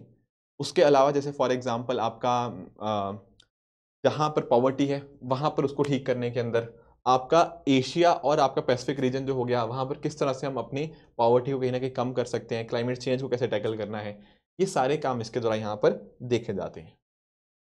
इंडिया इसका फाउंडिंग मेंबर था और आज के समय के ऊपर 4th लार्जेस्ट इसका हमें कंट्रीब्यूटर देखने को मिलता है, शेयर होल्डर आपको देखने को मिल जाएगा, ठीक है।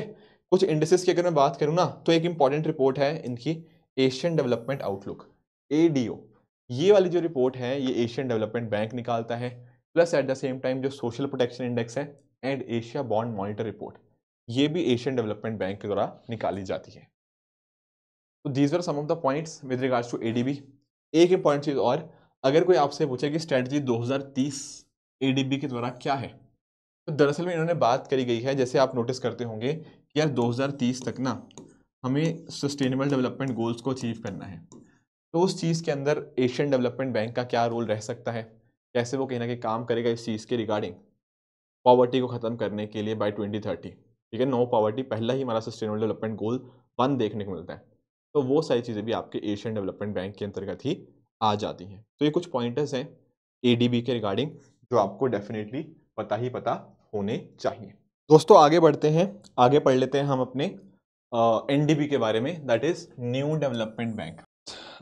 ये नोटिस करना कि जब हम बात करते हैं एनडीबी यानी न्यू डेवलपमेंट बैंक की, तो आप सभी ने ब्रिक्स का नाम सुना होगा। ब्रिक्स के बारे में मैंने पहले भी आपको बताया था। ब्रिक्स क्या होता है, Brazil, Russia, India, China, south Africa, 5 countries हमें यहाँ देखने को मिलती है, बिल्कुल ठीक बात है। तो इनका फॉर्मेशन चलो अलग तरह से हुआ, पर बाद में पता क्या होता है, इंडिया की तरफ से एक सुझाव जाता है। क्या सुझाव जाता है कि हमें ना एक बैंक बना लेना चाहिए, और उसका नाम क्या रखते हैं, ब्रिक्स बैंक, या फिर उसी बैंक को क्या बोलते हैं, न्यू डेवलपमेंट बैंक। ठीक है सर, ये बात तो समझ आई। अब ये जो बैंक है ना, ये बाकी बैंकों से काफ़ी अलग है। वो कैसे सर, वो इस तरह से कि जब हम बात करते हैं, जैसे हमने वर्ल्ड बैंक की बात करी, हमने इंटरनेशनल मॉनेटरी फंड IMF की बात करी, अब ये जो बैंक्स है ना, यहाँ पर काफ़ी वेस्टर्न बायस देखने को मिलता है। यहाँ पर देखने को मिलता है कि कुछ कंट्रीज का ज़्यादा पावर है, कुछ के पास कम है। हम लोग ये चीज़ ना सही नहीं है, मतलब स्पेशली इंडिया, चाइना, इन देशों के लिए ये चीज़ एक्सेप्टेबल नहीं है। तो इस वजह से हमने अपना खुद का एक ब्रिक्स बैंक बना लिया, जिसका नाम क्या है, न्यू डेवलपमेंट बैंक। ध्यान आपको ये रखना है कि ऐसा नहीं है कि यहाँ पे सिर्फ 5 ही मेंबर्स हैं, नहीं, 5 मेंबर्स थे, पर यहाँ पर मेंबर्स और जुड़ते जा रहे हैं। जैसे आपका इजिप्ट हो गया, आपका बांग्लादेश हो गया, आपका यूनाइटेड अरब एमिरेट्स हो गया, और उरुग्वे आपका जो जुड़ने जा रहा है। तो इस तरह से यहाँ पर आपके ना मेंबर्स ऐड ऑन होते जा रहे हैं, और बहुत ही सब लोग मिलकर इसमें फैसला लेते हैं, ठीक है ना। तो ये बात आपको कुछ पता होनी चाहिए कि एनडीबी को क्या बोलते हैं, ब्रिक्स डेवलपमेंट बैंक के नाम से भी जाना जाता है। साथ ही साथ यहाँ पर एनडीबी को क्या मिल गया है, यूएन जनरल असेंबली के अंदर ऑब्जर्वर स्टेटस मिल चुका है, ठीक है ना। बाकी इसका जो आइडिया था ये इंडिया ने ही प्रपोज किया था, कब, 2012 के जो न्यू दिल्ली के अंदर ब्रिक्स का समिट हुआ था।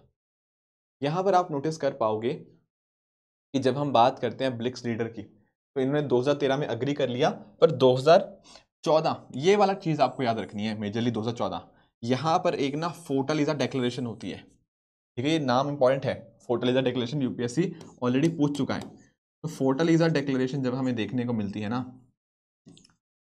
उसके अंतर्गत हम इसको यहाँ पे क्रिएट करते हैं, आपकी न्यू डेवलपमेंट बैंक यानी ब्रिक्स बैंक को हमारे यहाँ पे आपका क्रिएट किया जाता है। तो स्टार्टिंग कैपिटल तो इतनी थी, ठीक है ना। फॉर्मेशन आपका 2014 आप समझ गए हो। इसके हेडक्वार्टर्स आपको चाइना शंघाई के अंदर देखने को मिल जाएंगे। कुछ और पॉइंटर्स की तरफ अगर आपको लेके चलूँ, तो देखो काम मैंने जैसा आपको बताया ना कि लगभग सभी बैंक का सिमिलर ही काम होता है। तो यहाँ पर भी जब मैं बात करता हूँ एनडीबी की, न्यू डेवलपमेंट बैंक की भी, तो इसका काम भी वही है कि एक तरह के आपकी जो भी इंफ्रास्ट्रक्चर है उसको सपोर्ट किया जा पाए, ठीक है ना। एंड कहीं ना कहीं दुनिया भर में इनोवेशन हो गया, ये सारी चीज़ें हम कहीं ना कहीं कर पाएँ, ये सारे काम आपके एनडीबी यानी कि न्यू डेवलपमेंट बैंक की तरफ से देखने को मिल जाते हैं। ठीक है सर, ये बात तो क्लैरिटी हुई। और जैसा मैं आपको बता रहा था, नए नए मेंबर्स इसमें जुड़ रहे हैं। इजिप्ट हो गया आपके, यूएई, उरुग्वे और बांग्लादेश आपके इस तरह से जुड़ गए हैं। ठीक है, पॉइंटर्स क्या है, फर्क आपको पता होना चाहिए। ठीक है, जब मैं बात करूँ ना फर्क कि आपके वर्ल्ड बैंक और इनमें क्या फर्क होता है, तो वर्ल्ड बैंक के अंदर मैं जैसे बात कर रहा था कि अपने कंट्रीब्यूशन के हिसाब से, या आईएमएफ के अंदर भी कंट्रीब्यूशन जितना है, जितना आपका एसडीआर कंट्रीब्यूशन है, उस हिसाब से आपका क्या हो रहा है, आपको कोटा मिल रहा है एंड वोटिंग पावर बढ़ रही है। यहाँ पर ऐसा नहीं है, तो ये एक अच्छी बात है एनडीबी के बारे में। क्लियर? तो ये कुछ पॉइंटर्स थे न्यू डेवलपमेंट बैंक के रिगार्डिंग जो हमें पता होने चाहिए थे।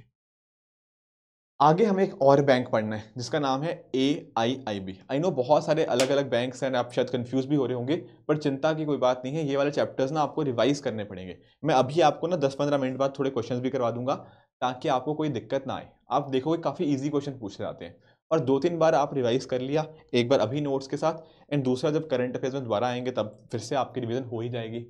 तो इस तरह से करोगे ना, ये चैप्टर काफ़ी ईजी है, काफ़ी ईजी स्कोरिंग मार्क्स आपको यहाँ पे देखने को मिल जाएंगे।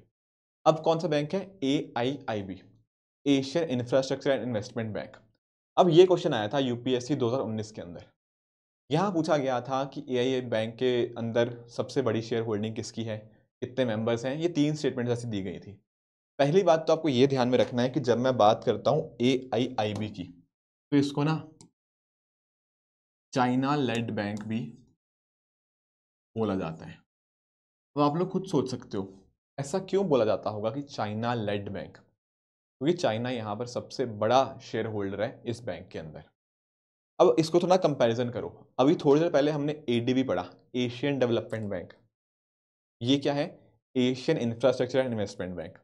फर्क क्या है दोनों के अंदर, याद करो। ADB के अंदर मैंने आपको क्या बताया था कि यहाँ सबसे बड़ी शेयर होल्डिंग किसकी है, जापान और उसके बाद USA, है ना। AIIB के अंदर कौन सी है, आप बोलोगे सर चाइना की।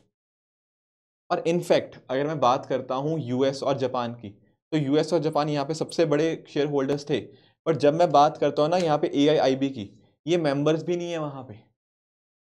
समझ पाए? तो ध्यान क्या रखना है, USA and Japan, they are not the members of AIIB। ऊपर से आप याद करो, ADB ये तो काफ़ी पुराना बैंक था, 1966 में हमने इसका फॉर्मेशन देखा, पर AIIB ये तो नया बना है बैंक। तो ये कुछ फ़र्क है आपको जो उनके बीच में पता होना चाहिए। अब आपके दिमाग में आएगा सर, जब हम ADB की बात कर रहे थे, एशियन डेवलपमेंट बैंक की, वहाँ पर इंडिया चौथे नंबर के ऊपर था in terms of share holding contribution, मतलब शेयर होल्डिंग के टर्म्स के अंदर। यहाँ पर कहाँ पर है, यहाँ पर answer is India second number के ऊपर है। टॉप मोस्ट चाइना है, followed by India at the second. पर बहुत सारे इंडिया के अलग अलग इंफ्रास्ट्रक्चर प्रोजेक्ट्स के अंदर ना AIIB ने हमें लोन दिया हुआ है। तो अगर कोई आपसे पूछे कि सबसे ज़्यादा लोन AIIB ने किसको दिया है, द आंसर इज हमारा प्यारा भारत, इंडिया को दिया गया है। तो आज के समय आपको यहाँ पे टोटल 106 मेंबर्स देखने को मिल जाते हैं। ध्यान रखने वाली बात यह है कि भले ही इसके नाम में एशियन है, पर इसमें जो मेंबर्स हैं वो एशिया के बाहर के भी आपको देखने को मिल जाते हैं। इसका फॉर्मेशन हुआ था 2013 के अंदर, मतलब बेसिकली प्रपोज किया गया था चाइना के द्वारा 2013 के अंदर, एंड अकॉर्डिंगली हमें क्या देखने को मिलता है, फिर इसको 2014 के अंदर सेरेमनी के अंदर यहाँ पे लॉन्च कर दिया गया, और इंडिया इसका फाउंडिंग मेंबर है। यहाँ पर आप देख पाओगे कि सबसे बड़ा शेयर होल्डर कौन है, चाइना, जिसका लगभग 26% वोटिंग शेयर है, followed by India at the second number. तो India second largest share holder हो गया, एंड लार्जेस्ट बोरोवर है यहाँ पर AIIB से। ये कुछ पॉइंटर्स हैं कि बीजिंग चाइना के अंदर इसके हेडक्वार्टर्स हैं। ठीक है, 14-16 के बीच में इसका फॉर्मेशन हमें देखने को मिलता है, एंड इसकी मेंबरशिप सभी मेंबर्स के लिए ओपन है जो भी वर्ल्ड बैंक और ADB के यहाँ पे मेंबर्स होते हैं। क्लियर? ऑब्जेक्टिव्स मैंने आपको बता ही दिया, ऑब्जेक्टिव्स आप समझते होंगे। इन इंडिया लार्जेस्ट यहाँ पे बेनिफिशियरी आपको इसके रिगार्डिंग देखने को मिल जाएगा। अब देखो, ये कुछ ऐसे ना मैंने पॉइंट्स टू नोट आपके लिए डाल दिए हैं इस पर्टिकुलर PDF के अंदर, ताकि ना आपको जब आप चीज़ों की रिवीजन करो आपको कोई दिक्कत ना आए, आप आराम से इन पर्टिकुलर चीज़ों को देखो एंड आप इन फैक्ट्स को याद करो, ताकि आपको एग्जाम में कैसा भी क्वेश्चन आए आप उसको अकॉर्डिंगली टैकल कर पाओ। जैसे एक यहाँ पे बात करी है कि US और जापान इसके मेंबर्स नहीं है, ये हम समझ चुके हैं। ठीक है, AIIB को भी यहाँ पे ऑब्जर्वर स्टेटस यहाँ पे मिल चुका है UNGA के अंतर्गत, और आपका इकोनॉमिक एंड सोशल काउंसिल के अंदर भी। रीजनल मेंबर्स जो होंगे उनके पास 75% ऑफ वोटिंग पावर डेफिनेटली रहेगी इस बैंक के अंदर। ठीक है ना, एंड इसके साथ ही अगर हम बात करें जो G20 नेशंस की, अभी थोड़ी देर में आपको G20 भी पढ़ाऊंगा, तो G20 में से 14 मेंबर्स ने ना, जो 14 कंट्रीज हैं, वो यहाँ पर उन्होंने AIIB को यहाँ पे ज्वाइन कर रखा है। और साथ में ही जो नॉन रीजनल लोन्स, मतलब जो एशिया के बाहर के लोन्स होंगे, वो मैक्सिमम दिए जा सकते हैं 25%। तो ये फर्क भी आपको यहाँ पे पता होना चाहिए कि AIIB कितना यहाँ पे लैंड कर सकता है regional and non regional. Clear? ठीक है। एक चीज और, हाँ एक चीज और, यहाँ पे एक चीज और नोटिस करे हुए कि बाकी जब हम बात करते हैं ना मल्टीलैटरल डेवलपमेंट बैंक्स की, तो जनरली पता क्या होता है, वो लैंड करते हैं देशों को। वर्ल्ड बैंक लैंड करता है प्राइवेट सेक्टर को, कोई डाउट नहीं है उसके अंदर, पर जनरली बाकी जो आप मल्टीलैटरल डेवलपमेंट बैंक्स की बात करते हो ना, वो अलग अलग देशों को लैंड करते हैं। पर यहाँ पर AIIB नॉन सॉवरेन जो एंटिटीज हैं उनको भी यहाँ पर एज अ मेंबरशिप की तरह दे सकता है, यानी कि जो देश नहीं भी है उनको भी यहाँ पे इसकी मेंबरशिप यहाँ पे दी जा सकती है। तो ये कुछ पॉइंटर्स हैं जो आपको इसके रिगार्डिंग AIB मतलब Asian infrastructure and investment bank के रिगार्डिंग जो आपको पता होने चाहिए। चलो दोस्तों आगे बढ़ते हैं। अगला हमारा टॉपिक है OECD। What is OECD? Organisation of Economic Cooperation and Development. समझो पहले की मुद्दा है क्या, जब हम बात करते हैं ना थोड़ी दुनिया के अंदर डेवलप्ड कंट्रीज की, उनके द्वारा ये ऑर्गेनाइजेशन को फॉर्म किया गया है। अब आप लोग बोलोगे सर डेवलप्ड कंट्रीज, हाँ बिल्कुल, तो क्या इंडिया भी इसका पार्ट है? आंसर इज नो, नहीं है पार्ट। देखो एक्चुअली यहाँ पर जो कंट्रीज आती है ना OECD के अंदर, ये आपके HDI यानी कि ह्यूमन डेवलपमेंट इंडेक्स के अंदर काफी अच्छा रैंक करती हैं। अब वहां पर उनका रैंक अच्छा है कि नहीं? तो इंडिया का आप जानते हो HDI जो आता है ह्यूमन डेवलपमेंट इंडेक्स, वो तो काफी खराब है, 130 के आसपास हम है। तो डेफिनेटली इंडिया इसका पार्ट यहाँ पे नहीं है। ध्यान देने वाली बात आपको ये करनी है कि ये क्या है, एक इंटर गवर्नमेंटल ऑर्गेनाइजेशन है। तो कोई कल को आपसे पूछे कि सर OECD NGO है, नहीं बिल्कुल भी नहीं, ये एक इंटर गवर्नमेंटल ऑर्गेनाइजेशन आपको देखने को मिल जाएगी। और ज्यादातर कंट्रीज का HDI यहाँ पे काफी अच्छा हमें देखने को मिल जाता है। दरअसल में पहले भी एक ऑर्गेनाइजेशन थी OEC, उसी को ही सुपरसीड किया गया और हमारे पास फॉर्म होती है क्या, OECD। तो आज के समय अगर आप नोटिस करोगे ना, तो इसके 38 कंट्रीज आपको देखने को मिल जाएंगी इसको मेंबर। अब आप लोगों का सवाल होगा कि सर क्या हमें 38 की 38 कंट्रीज याद करनी पड़ेंगी? नहीं, आप इतना ध्यान रखो कि हाँ यार ज्यादातर डेवलप्ड कंट्रीज हैं इसका पार्ट है। ऑन द अदर हैंड अगर मैं बात करता हूँ लेट्स से इंडिया की, या मैं बात करता हूँ लेट्स से चाइना की, तो ये जो दोनों देश है ना, ये इसका पार्ट नहीं है। अगर आप इतना भी समझ जाओगे काफी हद तक आपका काम बन गया है कि नहीं? बाकी डेफिनेटली आप लिस्ट को गो थ्रू कर सकते हो कि हाँ भैया US है, UK है, आपका ऑस्ट्रेलिया और बाकी कंट्रीज आपको देखने को मिल जाएंगी। फॉर्मेशन इसका 1961 के अंदर हुआ था, हेडक्वार्टर इसके पेरिस फ्रांस के अंतर्गत देखने को मिल जाते हैं। अब एक आपके दिमाग में डाउट आएगा कि सर OECD की जब हम बात करते हैं तो इनको ने आखिर ऐसा ये अपने ऑर्गेनाइजेशन को बनाया क्यों है? इसका रीजन है, देखो रीजन इनका ये है कि ये कोशिश कर रहे हैं क्या कि एक तरह से ना दुनिया के अंदर जो इकोनॉमिक एक्सपेंशन है वहां पर अपना रोल कैसे बढ़ा सकते हैं, उसके अंदर कैसे कंट्रीब्यूट कर सकते हैं। इस वजह से ये चीज हमें देखने को मिल जाती है OECD। Plus at the same time ये एक तरह की ब्लैक लिस्ट भी मेंटेन करते हैं। आप लोगों ने ना financial action task force FATF का नाम सुना होगा, वहां पर आता है ब्लैक लिस्ट, ग्रे लिस्ट, है ना? तो वो चीजें भी ना FATF का भी लिंकेज है इसके साथ काफी हद तक, तो वो चीज भी आपको थोड़ी सी पता होनी चाहिए। और जैसा मैं आपको बता रहा था, इंडिया इसका मेंबर नहीं है, पर क्योंकि देखो इंडिया दुनिया की इतनी बड़ी आज के समय इकॉनमी बन चुकी है, तो कहीं ना कहीं इनके बीच के साथ जो लिंकेज है इंडिया और यहाँ पे आपका OECD का, वो अच्छा खासा आपको देखने को मिल जाएगा, राइट? तो ये कुछ पॉइंटर्स थे आपके प्रीलिम्स के पर्सपेक्टिव से जो आपके लिए इंपॉर्टेंट हो सकते हैं। अब कुछ चीजें आपको और पता होनी चाहिए कि OECD की आखिर रिपोर्ट्स कौन सी होती है या फिर क्या क्या चीजें ये करते हैं। पहला है आपका पीसा। पीसा क्या है sir? Programme for International Student Assessment. What is PISA? दरअसल में क्या होता है ना कि जैसे हमारे देश के कुछ बच्चे, जैसे मान लो एक स्टूडेंट हमारे देश का गया, उसी तरह से बाकी देशों के कुछ स्टूडेंट्स यहाँ पे इकट्ठे हुए और उनका ना टेस्ट होता है। सर टेस्ट किस चीज का? ये क्वांट रीजनिंग का क्या, या आपका इकोनॉमिक्स का? अरे यहाँ पर टेस्ट होता है प्रैक्टिकल चीजों का। ऐसा नहीं देखा जाता कि आप ना रोट लर्निंग के अंदर कितना अच्छा हो। जैसे फॉर एग्जांपल कई बार हम बात करते हैं ना कि इंडिया का जो एजुकेशन सिस्टम है, वहां पर हम अक्सर बात करते हैं कि काफी रट्टाफिकेशन होती है, बात ठीक है। पर यहां पर चेक किया जाता है कि पर्सन के एक्चुअल में प्रैक्टिकल स्किल्स कैसे हैं, क्या उसको चीजों का प्रैक्टिकल नॉलेज है या नहीं है, उसके रिगार्डिंग ये टेस्ट होता है पीसा टेस्ट। तो आपको ध्यान में रखना है पीसा टेस्ट OECD के द्वारा कंडक्ट कराया जाता है। बाकी अगर हम बात करें तो यहाँ पर आप नोटिस कर पाओगे 15 साल के जो बच्चे हैं उनकी किस तरह की एबिलिटी होती है आपकी रीडिंग के अंदर, मैथमेटिक्स के अंदर, साइंस नॉलेज एंड जो प्रैक्टिकल स्किल्स होते हैं उनके अंदर। कि रियल लाइफ चैलेंजेस को टैकल कर पाए, दैट इज पीसा। उसके अलावा बेटर लाइफ इंडेक्स, ये यहां पर इनके द्वारा OECD के द्वारा देखा जाता है। एंड लास्टली आपका ये भी इंटरनेशनल माइग्रेशन आउटलुक, इसको भी आप ध्यान में रखोगे, इसको भी आप स्टार मार्क कर सकते हो। बहुत सारे डायरेक्ट क्वेश्चन यहाँ से पूछने को मिल जाते हैं कि हाँ भैया ये रिपोर्ट कौन रिलीज करता है, तो ये पॉइंटर्स आपको यहाँ पे पता होने चाहिए। एक देखो और चीज है, that is with regards to RCEP. ये आपकी बुक में नहीं दे रखा, या बहुत बेसिक ही दे रखा है। इनफैक्ट ना जब हमने पिछला चैप्टर पढ़ा था वहां पर भी हमने आरसेप का जिक्र किया था। दरअसल में ना ये मुद्दा थोड़ा पुराना हो चुका है।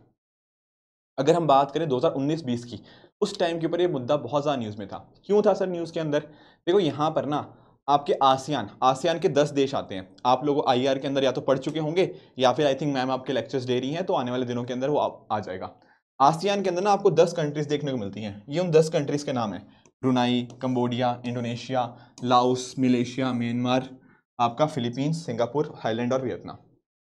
ठीक है, अब ये जो 10 देश हैं, ये है आसियान के देश। इनके साथ ना, इन 10 देशों के साथ 6 और देशों ने बातचीत स्टार्ट करी थी। ध्यान से सुनना, मैंने ये नहीं कहा 6 लोगों ने ज्वाइन किया, 6 कंट्रीज ने ज्वाइन किया, नहीं, 6 कंट्रीज ने बातचीत स्टार्ट करी थी। उन 6 कंट्रीज के अंदर आता कौन था? उन 6 कंट्रीज के अंदर एक आपका Australia, China, Japan, south Korea, New Zealand और छठा आपका था इंडिया। इन्होंने लगभग 6 साल तक बातचीत करी। सर किस चीज के ऊपर? कि हम ना एक फ्री ट्रेड एग्रीमेंट के ऊपर आ जाते हैं।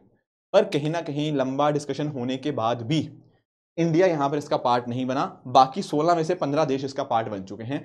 तो आज के समय के ऊपर 15 देश इसका पार्ट हमें देखने को मिल जाते हैं।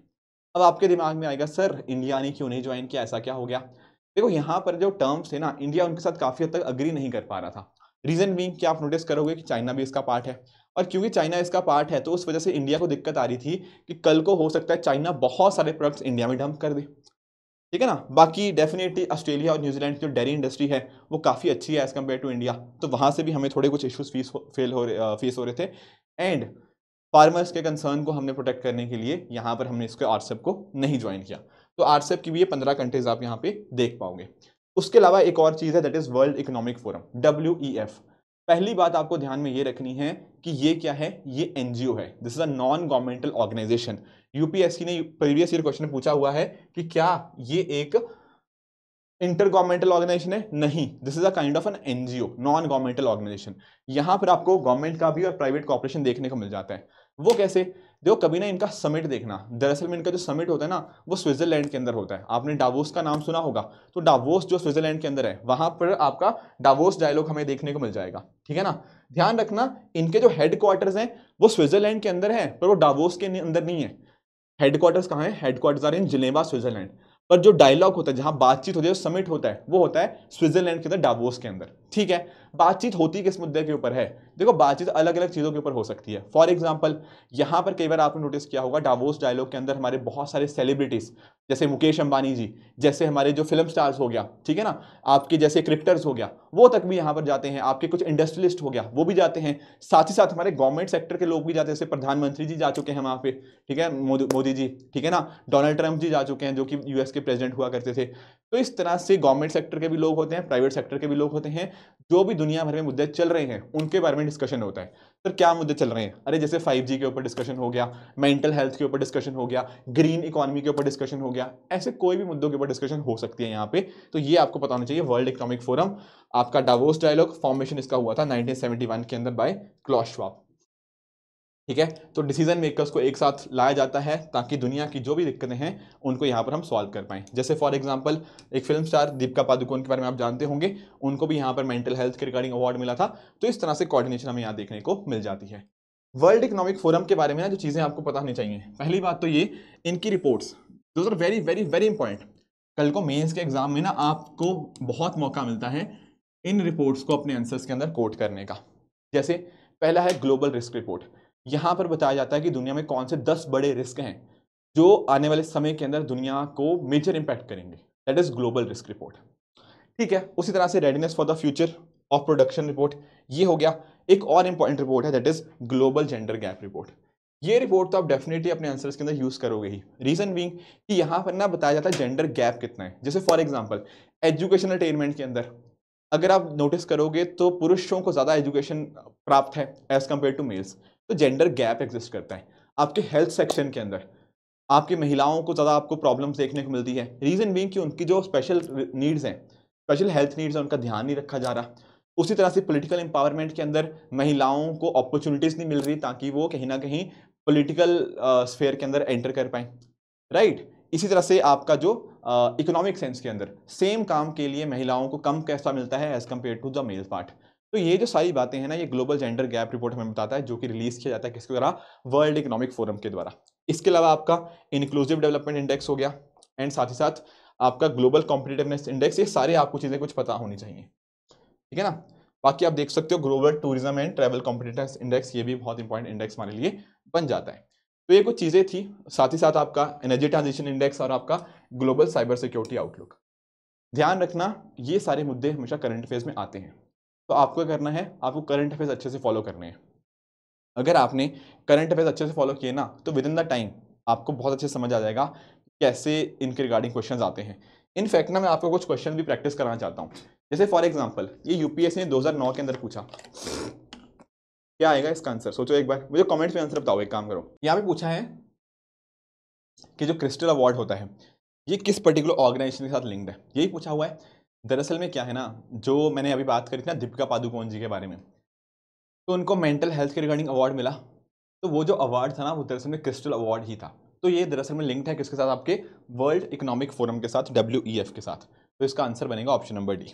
बहुत इजी क्वेश्चन आते हैं, जैसे फॉर एग्जाम्पल, ठीक है, आगे आगे और क्वेश्चन आएंगे। एक सेकंड पहले मैं क्वेश्चन की तरफ लेके चलता हूँ आपको, ठीक है, फिर आएंगे इन मुद्दे G7 G20 के ऊपर। पहले एक बार आप क्वेश्चन की तरफ चलो।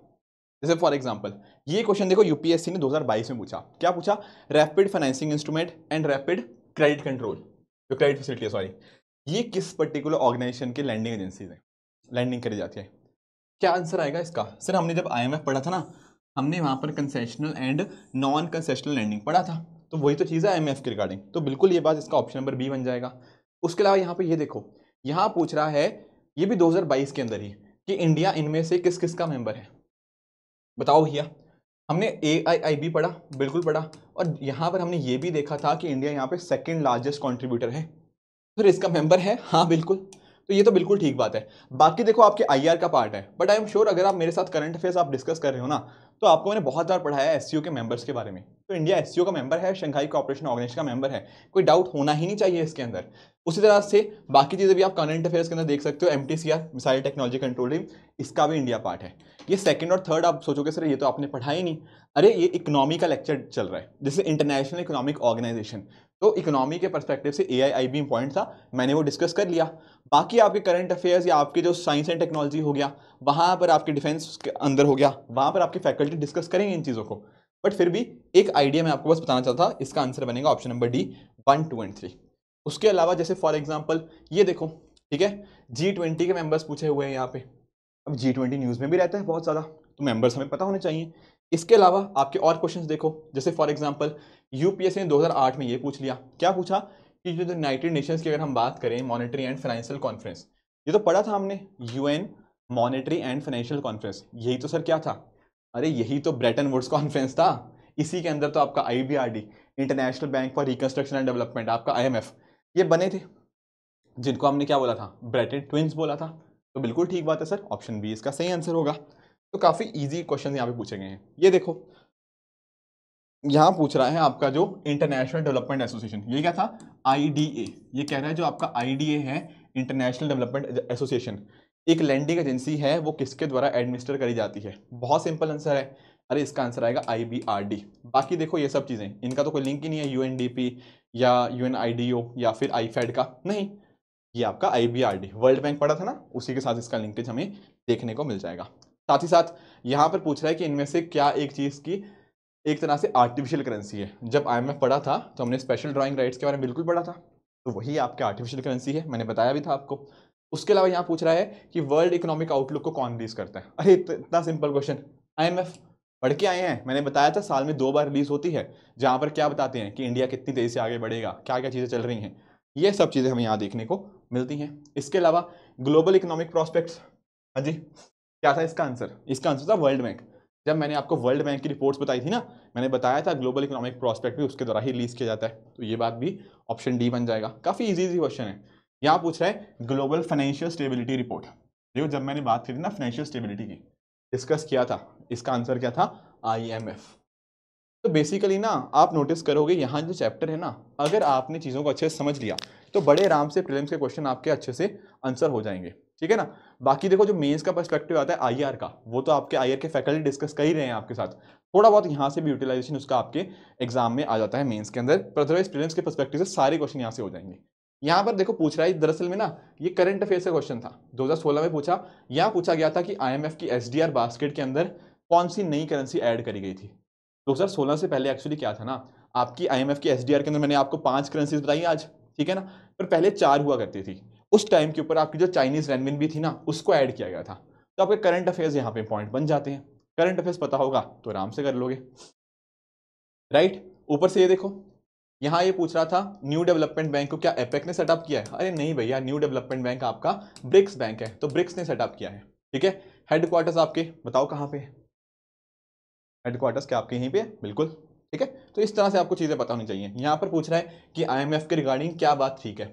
ये पूछ रहा है IMF क्या किसी को भी लोन दे सकता है? अरे किसी को भी थोड़ी, जो भी उनकी मेंबर कंट्रीज होती हैं सिर्फ उसी को लोन देगा ना, तो इसका ऑप्शन नंबर C बन जाएगा। तो सारे के सारे हमने बेसिकली कहने का पॉइंट है कि अगर आपने चीज़ों को अच्छे से समझा है तो बड़े आराम से आप चीज़ों को आंसर कर पाओगे, अदरवाइज बहुत मुश्किल हो जाएगी आंसर करने के अंदर। और ज़्यादातर क्वेश्चन आप नोटिस करो, या तो ये पूछ रहा है कि इसके मेंबर कौन कौन है, या पूछ रहा है क्या इंडिया उसका मेंबर है या नहीं है, कब फॉर्मेशन हुआ था, कुछ इंपॉर्टेंट करंट अफेयर उसके साथ लिंकेज है। तो मेरा ना क्वेश्चंस आपकी PYQ कराने का मतलब मकसद ये था कि आप चीज़ों को समझ पाओगे, क्या क्या चीज़ें आपके लिए इंपॉर्टेंट है, किस तरह से आप उसको कर पाओगे। जैसे आसियान की मैं बात कर रहा था ना, वैसे मैंने RCEP के अंदर बता ही दिया आपको आसियान के बारे में, पर ये 10 कंट्रीज आप यहाँ पे देख सकते हो।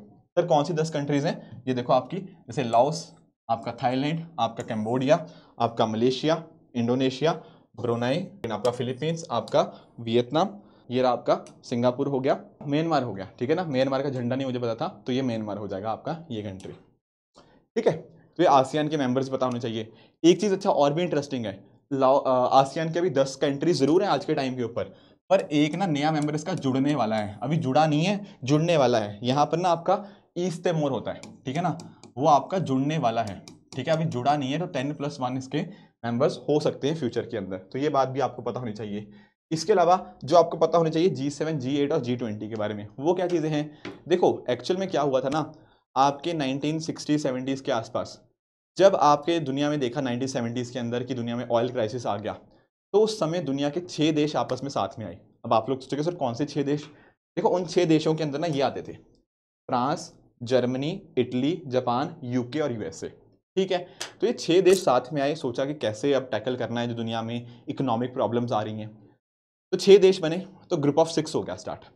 फिर कुछ सालों के बाद इन्होंने बोला कि चलो कनाडा आप भी साथ में आ जाओ, तो ग्रुप ऑफ 7 उसको बोलने लगे, जिसको बोलते हैं हमने G7। फिर बाद में पता क्या हुआ, बाद में इन्होंने रशिया को भी इंक्लूड कर लिया।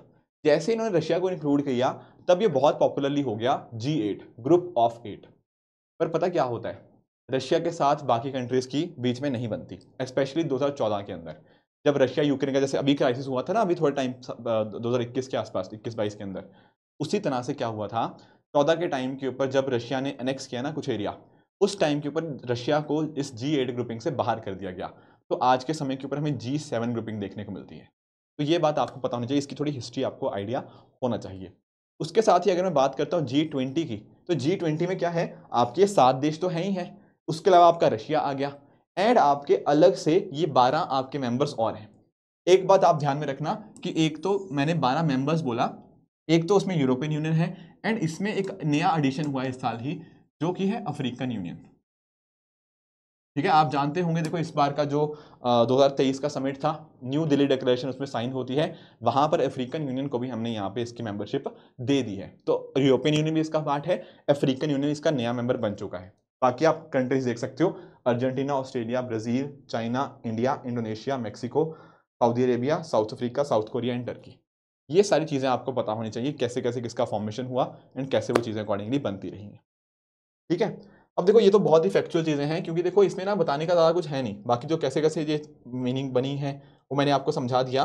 बट आपको एक चीज़ इंटरेस्टिंगली पता होनी चाहिए, that is with regards to आपका WTO, वर्ल्ड ट्रेड ऑर्गेनाइजेशन आपके लिए सबसे इंपॉर्टेंट चीज़ बन जाती है, जिसके बारे में आपको चीज़ें पता होनी चाहिए कि आखिर ये आपकी WTO होती क्या है एंड क्या क्या चीज़ें हमें इसके रिगार्डिंग पता होनी चाहिए। थोड़ा सा ना पहले आपको इसकी हिस्ट्री में लेके चलता हूँ, फिर वहाँ से आपको एक आइडिया लग जाएगा कि कैसे कैसे ये WTO का फॉर्मेशन हुआ। दरअसल में आप नोटिस करना, हमारे पास ना WTO ऐसे नहीं कि स्टार्टिंग में बन गया, नहीं, पहले गैट था।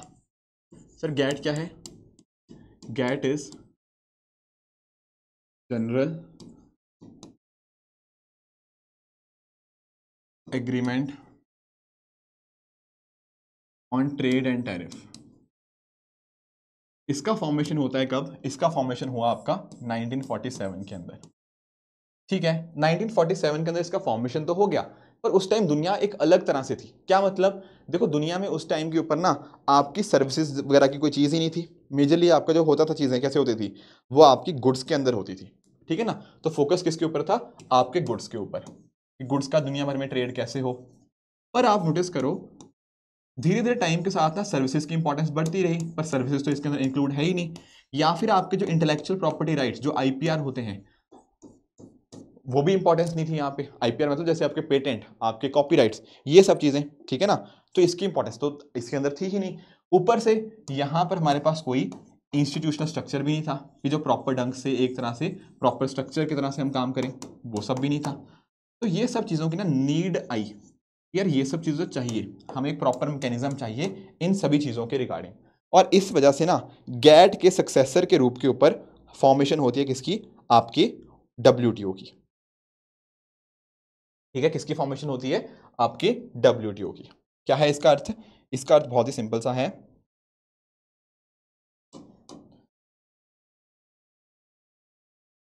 ठीक है, इसका मतलब क्या है? इसका मतलब है कि आपकी ना बहुत लंबे टाइम तक डिस्कशंस चलती हैं।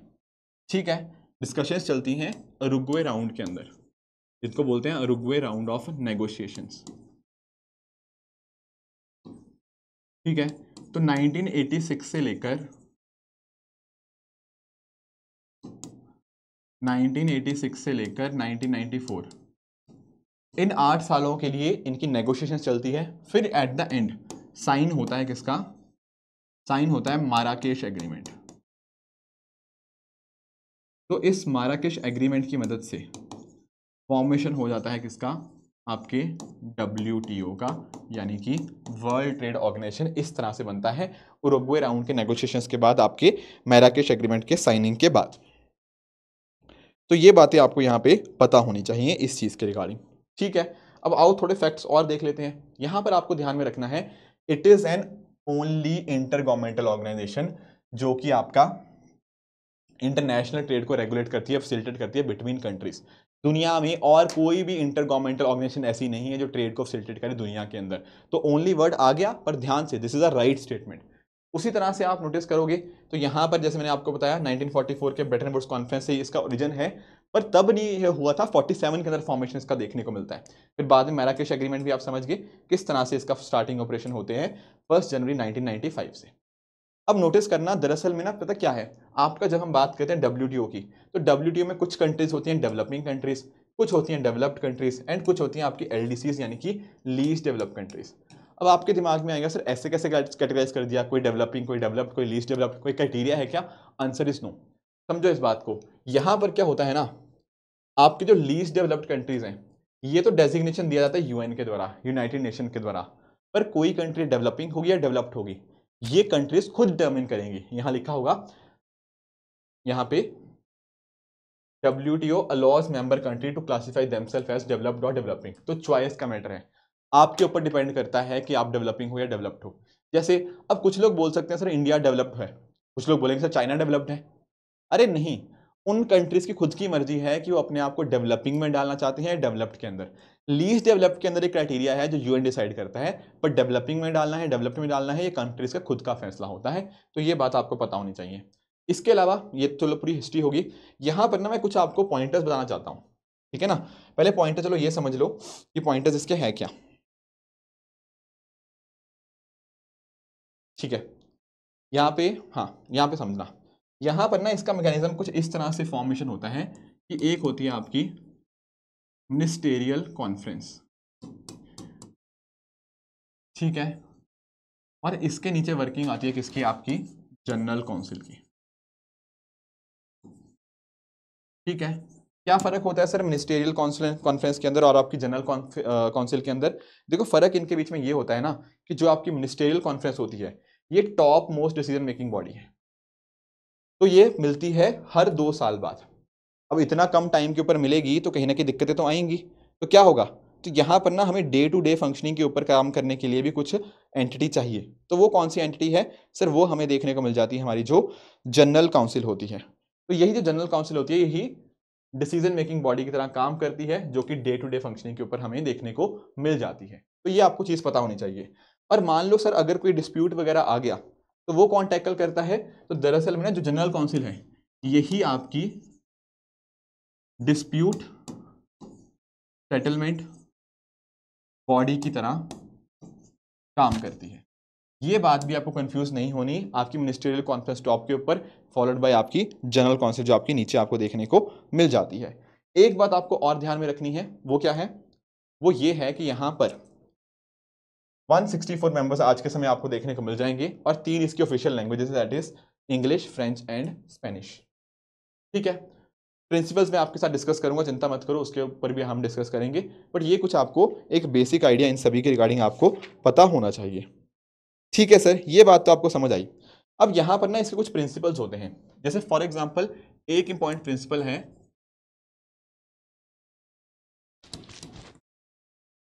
जिसको बोलते हैं हम क्या? एमएफएन। एमएफएन क्या होता है सर? एमएफएन होता है मोस्ट फेवर्ड नेशन। इसका क्या मतलब? मोस्ट फेवर्ड नेशन का देखो समझो, इसका प्रिंसिपल होता है नॉन डिस्क्रिमिनेशन के साथ लिंक्ड। क्या मतलब होता है नॉन डिस्क्रिमिनेशन? कि एक जो कंट्री है ना, country should not discriminate, country should not discriminate between its trading members या ट्रेडिंग नेशन।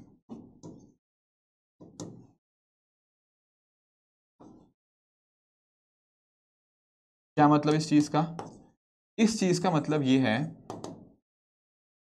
कि अगर मान लो एक कोई कंट्री है, उसने कुछ बेनिफिट्स इस कंट्री को दिए, तो उसको ना वही सारे बेनिफिट्स बाकी और कंट्री को भी देने पड़ेंगे। This is what non discrimination का प्रिंसिपल एक तरह से, इसी को बोलते हैं एमएफएन, मोस्ट फेवर्ड नेशन। अब आप लोग सोचोगे सर फिर लोग ये एफटीए वगैरह कैसे साइन कर लेते हैं, फ्री ट्रेड एग्रीमेंट, वो तो इसके अगेंस्ट जाएगा ना? बिल्कुल जाएगा। इसी वजह से जो एफटीएज होते हैं, जो मैंने आपको लास्ट चैप्टर के अंदर पढ़ाए हैं, वो सारे इसके एक्सेप्शंस होते हैं। All those things are what? Exceptions to most favoured nation. तो what is the most favoured nation? कि अगर कोई डब्ल्यूटीओ मेंबर किसी दूसरी कंट्री को कुछ फेवर या कुछ एडवांटेज देता है, तो वो सारे एडवांटेज वो दूसरी कंट्रीज को भी यहाँ पे देगा। दिस इज व्हाट आपका मोस्ट फेवर्ड नेशन। दूसरा है आपका, इसी तरह से आपका अगला प्रिंसिपल है, दैट इज प्रिंसिपल जो कि हमें देखने को मिलता है जैसे मोस्ट फेवर्ड नेशंस था, तो उसी तरह से आपका नेशनल ट्रीटमेंट का प्रिंसिपल है। अब इसका अर्थ क्या है नेशनल ट्रीटमेंट का? नेशनल ट्रीटमेंट का अर्थ ये है कि यहां पर ना डोमेस्टिक प्रोडक्ट एंड आपका जो इंपोर्टेड प्रोडक्ट है,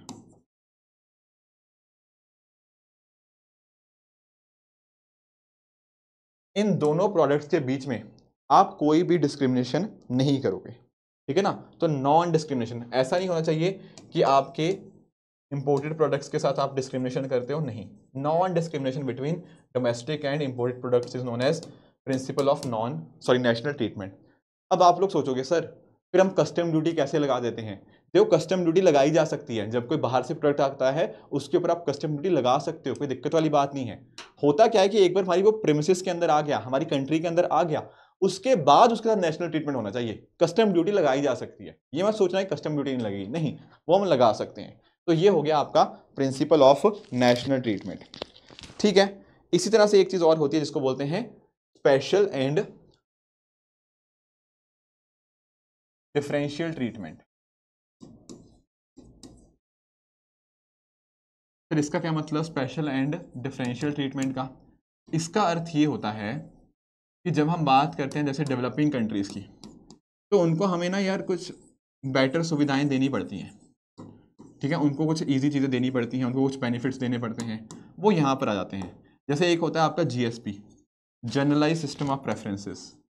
ये यही चीज़ है कि अगर मान लो कोई प्रोडक्ट आपकी गरीब देशों से आ रहा है तो वहां पर ना आप उनके एक्सपोर्ट को प्रमोट करोगे। समझ गए हो? होता पता क्या है? होता दरअसल ये है कि आप मान लो डेवलप्ड कंट्री हो, आप यूएस से हो जैसे, तो आप ना कोशिश करोगे यार कि जहां दूसरे कंट्री से कुछ सामान आ रहा है वो आपकी कंट्री में बिके, ताकि दूसरे देश के भी एक्सपोर्ट बढ़ पाए। तो इस तरह के सिस्टम बोलते हैं स्पेशल एंड डिफरेंशियल ट्रीटमेंट, जहां पर आपकी डेवलपिंग कंट्रीज को या जो आपकी पुअर कंट्रीज हैं उनको यहाँ पे कुछ मदद करी जाती है। तो ये कुछ पॉइंटर्स थे जो आपको पता होने चाहिए विद रिगार्ड्स टू दिस। ठीक है सर, ये बात भी क्लियर हुई। आगे चलते हैं, थोड़े और चीज़ें पढ़ते हैं। जैसे फॉर एग्जांपल WTO की मदद से क्या होता है, आपके जो भी ट्रेड बैरियर्स होते हैं ना उनको रिड्यूस किया जाता है ताकि आसानी से आपस में ट्रेड हो पाए। अब यहाँ पर ना एक तो जैसे फॉर एग्जांपल आपका मैकेनिज्म आता है general Agreement on trade in services, जिसको बोलते हैं हम क्या, गैट्स। अब गैट्स अपने आप में बहुत ज़्यादा इंपॉर्टेंट हो जाता है, क्योंकि आप नोटिस करो अभी तक हम डिस्कस क्या कर रहे थे, गुड्स वगैरह की बात कर रहे थे, पर यहाँ पर सर्विसेज की बात हो रही है। अब कई बच्चों को यहाँ पे डाउट आता है, क्या डाउट आता है कि सर सर्विसेज कैसे ट्रेड हो सकती हैं। मैं आपको एग्जांपल से समझाता हूँ। एक्चुअली ना यहाँ पे इसी के एग्जांपल ले लेते हैं, जो आपके 4 मोड्स हैं, ध्यान से समझना, चारों के मैं आपको एग्जांपल समझाऊंगा। पहला क्या है, क्रॉस बॉर्डर सप्लाई। इसका क्या मतलब, जैसे मान लो मैं आपको पढ़ा रहा हूँ, ठीक है, अब हो सकता है कि मैं इंडिया में, हो सकता है कि मैं इंडिया में ही हूँ, मैं दिल्ली में बैठ के पढ़ा रहा हूँ, ठीक है, मैं दिल्ली में बैठकर किसी यूएसए के बच्चे को पढ़ा सकता हूँ, है कि नहीं। तो मैंने पता क्या किया, मैंने टीचिंग को एक्सपोर्ट कर दिया। मुझे बाहर से पैसा आएगा, वो यूएसए वाला बंदा मुझे पैसा पे करेगा, तो मैंने सर्विसेज को एक्सपोर्ट कर दिया। ये इस तरह की जो चीज़ होती है इसको बोलते हैं क्रॉस बॉर्डर सप्लाई। ये आती है आपकी मोड 1 के अंदर, क्योंकि मैंने क्या किया, मैंने सर्विसेज को क्रॉस बॉर्डर सप्लाई कर दिया बैठे बैठे। आई बात समझ में? ठीक है, इसको बोलते हैं मोड 1। आपको ये मोड इसी ऑर्डर में याद रखनी है। दूसरा क्या है, दूसरा है आपका फॉरेन प्रेजेंस। इसका क्या मतलब फॉरेन प्रेजेंस का, जैसे इंडिया की बात करें, इंडिया में आपको बहुत सारे फॉरेन बैंक्स देखने को मिलते हैं, फिर गोल्डमैन सैक्स देखने को मिलता है, आपका JP मॉर्गन चेस देखने को मिलता है। ये क्या है, ये दूसरे देश के बैंक हैं, वो इंडिया में आके काम कर रहे हैं, उनकी फॉरेन प्रेजेंस इंडिया में है, तो ये आपके मोड 2 के अंदर आ गए। उसी तरह से एक होती है कंजम्पशन अब्रॉड। इसका क्या मतलब, इसका मतलब ये जैसे मान लो मैं घूमने चला गया यूएसए, ठीक है, मैं वहां पे घूमा, वहां पे पैसे वैसे खर्च किए, इस तरह की चीजें करी, तो क्या हुआ, यहाँ पर कंजम्पशन अब्रॉड हो रही है। या फिर बाहर का यूएसए का बंदा कोई इंडिया में घूमने आया, वो आपका मोड 3 के अंदर आ गया।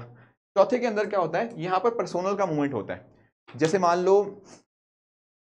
लो यूएसए के अंदर कोई बंदा है, वो बहुत बीमार है, पेशेंट है कोई बहुत बीमार है, तो मैं पता क्या किया, मैं एज अ डॉक्टर मैं इंडिया से चला गया यूएसए उसका इलाज करने। यहाँ पर पर्सनल का मूवमेंट हो रहा है, ठीक है ना। तो बेसिकली पता क्या होता है, जो टूरिज्म वगैरह होती हैं वो आपकी थर्ड मोड के अंदर आ जाती हैं। यहाँ पर पर्सन का मूवमेंट हो गया, वो यहाँ पर मोड 4 के अंदर आ गया, ठीक है। जैसे फॉर एग्जांपल आपका कई बार इन्फोसिस वगैरह के जैसे एम्प्लॉयज़ होते हैं, वो जाते हैं ना यूएस से, बिल्कुल जाते हैं, वो मोड 4 के अंदर आ जाएंगे। मोड 2 के अंदर जैसे मैंने आपको बताया, जैसे GS गोल्डमैन सैक्स हो गया, ठीक है, ये इस तरह के बैंक्स आपके फॉरेन वाले वो यहाँ पर आए, उनको बोल देंगे फॉरेन प्रेजेंस। और मोड 1 के अंदर जैसे फॉर एग्जांपल मैंने टीचिंग का एग्जांपल दिया, तो ये मोड आपको इसी ऑर्डर में पता होने चाहिए। मोड 1 क्या है, मोड 2 क्या है, मोड 3 क्या है, मोड 4 क्या है। अब मुझे बताओ इंडिया के लिए क्या अच्छा है। आप बोलोगे सर इंडिया के लिए 1 और 3 अच्छा है, सॉरी अगर मैं बात करूं, सॉरी इंडिया के लिए 1 और 4 अच्छा है, ठीक है ना। हमारे लिए ये भी अच्छा है कि हम इंडिया से बाहर कुछ एक्सपोर्ट करें एंड साथ साथ हमारे लोग भी बाहर जाएं, तो ये इंडिया के लिए अच्छा है। डेवलप्ड कंट्रीज पता क्या जाती हैं, डेवलप्ड कंट्रीज ये सेकंड वाला मोड जाती हैं, ये थोड़ा लिबरलाइज हो, ताकि बाहर की कंपनीज जो हैं वो यहाँ पे अपनी फॉरेन प्रेजेंस को इंक्रीज कर पाएं। तो ये फर्क होता है डेवलपिंग और डेवलप्ड। डेवलपिंग कंट्रीज 1 और 4 के फेवर में रहती हैं, और डेवलप्ड कंट्रीज आपकी जो मोड 2 है उसके फेवर में रहती हैं। तो ये बात आपको पता होनी चाहिए। उसके अलावा एक और एग्रीमेंट है जिसको बोलते हैं हम एग्रीमेंट ऑन एग्रीकल्चर। तो एग्रीकल्चर के रिगार्डिंग जो एग्रीमेंट्स हैं उनको हम टोटल 3 तरह की सब्सिडीज के अंदर क्लासीफाई करते हैं। एक होती है आपकी ग्रीन बॉक्स सब्सिडी। अब आप लोग पूछोगे सर ये क्या है ग्रीन बॉक्स सब्सिडी, आपने ट्रैफिक लाइट देखी है, बिल्कुल, ग्रीन मतलब है इसको जाने दो, मतलब it is okay, this is fine, कोई दिक्कत नहीं है इसके अंदर। इसका एग्जाम्पल दोगे कि कैसी सब्सिडी सरकार दे रही है। जैसे मान लो मैंने पता क्या किया, मैंने कुछ पैसा खर्च किया रिसर्च एंड डेवलपमेंट के ऊपर, एग्रीकल्चर क्रॉप्स की रिसर्च एंड डेवलपमेंट के ऊपर पैसा दिया, या फिर कुछ ट्रेनिंग किसानों को प्रोवाइड कर दी, तो ये वाली जो सब्सिडी है ना ये दी जा सकती है, इसमें कोई गलत बात थोड़ी है। अगर आप अपने किसानों को एम्पावर कर रहे हो, रिसर्च एंड डेवलपमेंट के ऊपर पैसा खर्च कर रहे हो, या फिर आप कहीं ना कहीं आप ना जैसे APMC मंडीज होती हैं तो मंडीज का आप इंफ्रास्ट्रक्चर बेहतर कर रहे हो, ये सारा पैसा खर्च करना ठीक है, इसमें कोई गलत बात नहीं है। तो इस तरह की सब्सिडीज को हम बोलते हैं ग्रीन बॉक्स सब्सिडीज। क्योंकि आप नोटिस करो, हम पता क्या कर रहे हैं, अगर हमारे कुछ सब्सिडी देने से इंटरनेशनल मार्केट में चीज़ें डिस्टॉर्ट नहीं हो रही, उनमें उथल पुथल नहीं हो रहा, उनमें कुछ बदलाव नहीं आ रहा, तो वो चीज़ें ठीक है। ठीक है ना। आप सोचो, जैसे मान लो एग्जांपल समझाता हूँ, जैसे मान लो शुगर की बात करें, चीनी की। अब मान लो मेरा देश है, एक सामने ब्राज़ील है। अब हो सकता है मैंने अपने किसानों को इतनी ज़्यादा सब्सिडी दे दी कि उनकी जो चीनी थी वो वर्ल्ड मार्केट के अंदर सस्ती होगी। अगर वर्ल्ड मार्केट के अंदर चीनी सस्ती हो जाएगी तो किसकी चीनी खरीदेंगे लोग, मेरी या ब्राज़ील की? मेरी खरीदेंगे। तो मैंने पता क्या किया, मैंने जानबूझ के सब्सिडी देकर इंटरनेशनल मार्केट को डिस्टॉर्ट कर दिया। तो कोशिश की जाती है कि सब्सिडीज को ना हम कैटेगराइज करें, ताकि देखा जाए कौन सी सब्सिडीज कम करनी है, कौन सी खत्म करनी है एंड कौन सी सही है। तो यहाँ पर जो मैं बात कर रहा था ना रिसर्च एंड डेवलपमेंट की, आपके मार्केट इंफ्रास्ट्रक्चर की, या इस तरह की चीज़ें आपके ट्रेनिंग वगैरह प्रोवाइड करने की, वो सब्सिडीज में कोई गड़बड़ नहीं है, उससे कोई ट्रेड डिस्टॉर्ट नहीं होता। ऐसी सब्सिडीज को बोलते हैं हम ग्रीन बॉक्स सब्सिडीज। फर्क समझ आया? ठीक है। इसके अलावा आपकी एक होती है blue box subsidies. Blue box subsidies क्या होती हैं? देखो, जैसे मान लो मैं आपको एग्जांपल समझाता हूँ। यहाँ पर क्या होता है ना, आपकी प्रोडक्शन को लिमिट करने को बोला जाता है। वो कैसे? जैसे मान लो मैं चाहता हूँ कि मेरा देश है ये, और ये मेरा किसान है, उसकी इतनी सारी ज़मीन है। अगर मैं चाहता हूँ कि मेरे किसान जो है मेरे देश के, वो चावल कम उगाएं एंड लेट्स से कोई और फसल ज़्यादा उगाएं, तो यहाँ पर भी मैं क्या कर रहा हूँ, मैं कुछ ना चेंजेस कर रहा हूँ पैटर्न के अंदर। अब यहाँ पर हो सकता है मैं कुछ सब्सिडी वगैरह दूं उनको कि यार आप लोग ना चावल छोड़ के ये चीज़ उगाओ। तो आप क्या पता क्या कर रहे हो, उसकी प्रोडक्शन को लिमिट करने की कोशिश कर रहे हो। इस तरह की जो सब्सिडीज होती है उनको बोलते हैं हम ब्लू बॉक्स सब्सिडीज। ये भी कुछ हद तक ठीक है। दिक्कत मेजरली पता कहाँ आती है? दिक्कत मेजरली आती है एम्बर बॉक्स सब्सिडीज के ऊपर। जैसे मान लो इंडिया ने ना, जैसे इंडिया देता है पानी की पानी नहीं, बिजली की सब्सिडी हो गया, ठीक है ना, या फिर इस तरह की कि फ्री बिजली दे दी, MSP दे दिया बहुत ज़्यादा, मिनिमम सपोर्ट प्राइस। तो उससे क्या हो रहा है, उससे कहीं ना कहीं किसानों की जो प्रोडक्शन कॉस्ट है ना वो कम हो जाती है। मान लो सारा कुछ फ्री दे दिया, उससे क्या होगा, किसानों की लागत कम हो जाएगी। अगर किसानों की लागत कम हो जाती है तो कल को इंटरनेशनल मार्केट के अंदर हमारे ऊपर केस आ सकते हैं कि आपने इतनी ज़्यादा सब्सिडी दे दी है कि आपने दुनिया भर की ट्रेड को डिस्टॉर्ट कर दिया है। उनको बोलते हैं एम्बर बॉक्स सब्सिडीज। ठीक है ना। और यहाँ पर क्या है, यहाँ पर हमें लिमिट दे रखी है कि कौन कितनी तक लिमिट्स तक, किस लिमिट तक कोई ना कोई जो सब्सिडीज दे सकता है। तो अगर मैं आपके साथ बात करता हूँ ना, जैसे आपकी जो डेवलपिंग कंट्रीज हैं, ठीक है ना, जो आपकी डेवलपिंग कंट्रीज हैं, उनके लिए जो लिमिट है सब्सिडी की वो है आपकी कितनी, वो आपकी लिमिट है 10%। पर अगर मैं बात करता हूँ डेवलप्ड कंट्रीज की, तो उनके लिए जो लिमिट है वो कितनी है आपकी, 5%। तो ये आपको फ़र्क पता होना चाहिए। पर आपके दिमाग में आएगा सर मान लो हमने लिमिट को एक्सीड कर दिया, तो उस केस में क्या होता है? उस केस में अभी तक के लिए कुछ नहीं है। क्यों? क्योंकि हमारे पास पीस क्लॉज है कि अगर मान लो आप इस लिमिट को एक्सीड भी कर जाते हो, इस लिमिट के बियॉन्ड भी चले जाते हो, तब भी कोई दिक्कत वाली बात नहीं है, क्योंकि आपके पास अभी के लिए पीस क्लॉज चल रहा है कि लिमिट एक्सीड होने के बाद भी आप कहीं ना कहीं अपने आप को प्रोटेक्ट कर पा रहे हो यूजिंग दिस पीस क्लॉज। ठीक है ना। एग्रीगेट मेजर ऑफ सपोर्ट, ये दूसरा नाम है आपके एम्बर बॉक्स सब्सिडीज का। तो ये बात भी आपको पता होनी चाहिए। बाकी मैंने एग्रीमेंट ऑफ एग्रीकल्चर आपको समझा ही दिया कि किस तरह से एग्रीकल्चर ट्रेडिंग सिस्टम वर्क करता है, उसको हम इफेक्टिवली रन करें, ये यहाँ पे इसका फोकस रहता है। स्पेशल एंड डिफरेंशियल ट्रीटमेंट क्या होता है ये मैंने आपको बता दिया, आपकी डेवलपिंग कंट्रीज के लिए होता है। कुछ चीज़ें होती हैं आपकी सैनिटरी एंड फाइटोसैनिटरी मेजर्स। ये क्या चीज़ है सैनिटरी एंड फाइटोसैनिटरी मेजर्स, या फिर बैरियर्स भी कई बार हो जाते हैं। होता क्या है, जैसे फॉर एग्जांपल अगर मैं बात करूं, मान लो आपने कुछ आम भेजे, यहाँ से मैंगोज भेजे आपने यूरोपियन यूनियन को, ठीक है। वहां पर यूरोपियन यूनियन वालों ने मना कर दिया आपके मैंगोज लेने से। क्यों? उन्होंने बोला कि यार आपके मैंगोज जब बने थे तब कहीं ना कहीं उनकी कंडीशन ठीक नहीं थी, या फिर आपने पेस्टिसाइड ज़्यादा यूज़ कर लिए, या फिर हमारे लोगों को हेल्थ इश्यूज आ सकते हैं आपके आम खाने के बाद। इस तरह की चीज़ों को हम बोल सकते हैं हम सैनिटरी एंड फाइटोसैनिटरी मेजर्स। तो जैसे फॉर एग्जांपल उस लेवल की हेल्थ प्रोटेक्शन आपके प्रोडक्ट्स अगर नहीं ऑफर कर रहे, तो अक्सर ना इंटरनेशनल ट्रेड के अंदर कुछ इस तरह के अननेसेसरी बैरियर्स भी लगा दिए जाते हैं, जो कुछ तो जस्टिफाइड होते हैं, पर कुछ होते हैं कि जानबूझकर आप नहीं चाहते दूसरे कंट्री से सामान मंगाना, तो इस तरह से कुछ बहाने बना दिए जाते हैं। तो that is sanitary and phytosanitary आप मेजर्स आप यहाँ पर देख सकते हो। उसी तरह से दोहा राउंड है, ठीक है ना। ये बेसिकली आपके ट्रेड नेगोशिएशन का राउंड आपको देखने को मिलता है। यहाँ पर जो आपकी डेवलप्ड कंट्रीज थी वो चाहती हैं कि बेसिकली ना जो डेवलपिंग कंट्रीज हैं वो वहाँ पर अपनी मार्केट का पूरा एक्सेस दे आपके जो नॉन एग्रीकल्चर प्रोडक्ट्स के लिए। तो ये चीज़ें देखने को मिल जाती हैं इसके अंतर्गत। एक आपका और एग्रीमेंट है जिसका नाम है ट्रिम्स। ट्रिम्स क्या है? देखो ट्रिम्स आपका स्टैंड करता है ट्रेड रिलेटेड इन्वेस्टमेंट मेजर्स के लिए। यहाँ पर पता क्या होता है, यहाँ पर हम बात करते हैं गुड्स के रिगार्डिंग। बेसिकली यहाँ पर हमने किन मेजर्स की बात करी है जो सिर्फ और सिर्फ आपके गुड्स के लिए एप्लीकेबल होते हैं, सर्विसेज के ऊपर एप्लीकेबल नहीं होते, वो आपके आते हैं ट्रिम्स के अंदर। तो उसके रिगार्डिंग हमारे पास एक एग्रीमेंट है। इसका अगर हमें बेसिक आइडिया होना इन चीज़ों का कि ट्रिम्स क्या है, आपका स्पेशल एंड डिफरेंशियल ट्रीटमेंट क्या है, कहीं ना कहीं हम अच्छे से इस चीज़ों को आंसर कर पाएंगे। ठीक है, तो ट्रिम्स आपका ध्यान में रखिएगा। उसी तरह से जैसे मैं बात कर रहा था आईपीआर की, उसके लिए हमारे पास ट्रिप्स है, ट्रेड रिलेटेड इंटेलेक्चुअल प्रॉपर्टी हो गया, तो इसके रिगार्डिंग एग्रीमेंट इसके अंतर्गत देखने को मिल जाता है, जैसे जीआई टैग्स के रिगार्डिंग हो गया, बाकी और चीज़ें। ट्रिप्स प्लस जो होता है उसके एक लेवल बियॉन्ड जाता है कि आप पेटेंट्स, आपके कॉपीराइट्स, इन सभी के प्रोटेक्शन के लिए आप प्रॉपर मेजर लो, ये आपके ट्रिप्स एंड ट्रिप्स प्लस के अंतर्गत देखने को मिल जाएगा।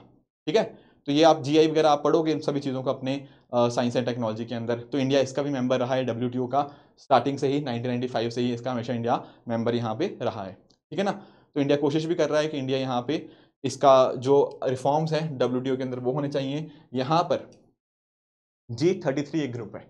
G33 बेसिकली पता क्या है, आपकी developing and least developed nation, इनका एक ग्रुप आपको देखने को मिल जाएगा जो कोशिश कर रहा है कि WTO के अंदर रिफॉर्म्स आए और डेवलपिंग और लीस्ट डेवलप्ड कंट्रीज को ज़्यादा बेनिफिट मिले। ठीक है, तो कुछ रिपोर्ट्स अगर हम बात करें तो वर्ल्ड ट्रेड रिपोर्ट, दुनिया में ट्रेड कैसे ऊपर नीचे जा रहा है, ट्रेड स्टैटिस्टिकल रिव्यू, ये कुछ चीज़ें इसके द्वारा यहाँ पे पब्लिश करी जाती हैं।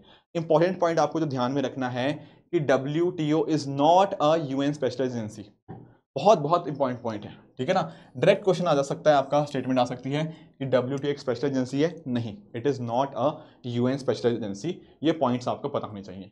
अब देखो यहाँ पे कुछ क्वेश्चंस हमारे हैं, जैसे यूपीएससी ने 2020 में पूछा ट्रिम्स के रिगार्डिंग, और हमने देखा कि ट्रिम्स क्या होता है, आपका सिर्फ और सिर्फ गुड्स के अंदर यहाँ पे बात होती है। यहाँ जो सेकंड स्टेटमेंट था ना कि गुड्स एंड सर्विसेज दोनों के बारे में बात होती है, अपने आप में स्टेटमेंट गलत हो जाएगा। बाकी जो चीज़ें हैं आप देख सकते हो, सेकंड गलत है, बाकी क्वांटिटेटिव रिस्ट्रिक्शन बैंड प्रोहिबिटेड है इसके ऊपर बिल्कुल, और ये आपकी फॉरेन इन्वेस्टमेंट के साथ कंसर्न नहीं है, ये बात भी ठीक है। आंसर आपका बन जाएगा ऑप्शन नंबर सी। तो पता होना चाहिए कि सर्विसेज का लिंकेज इसका नहीं है।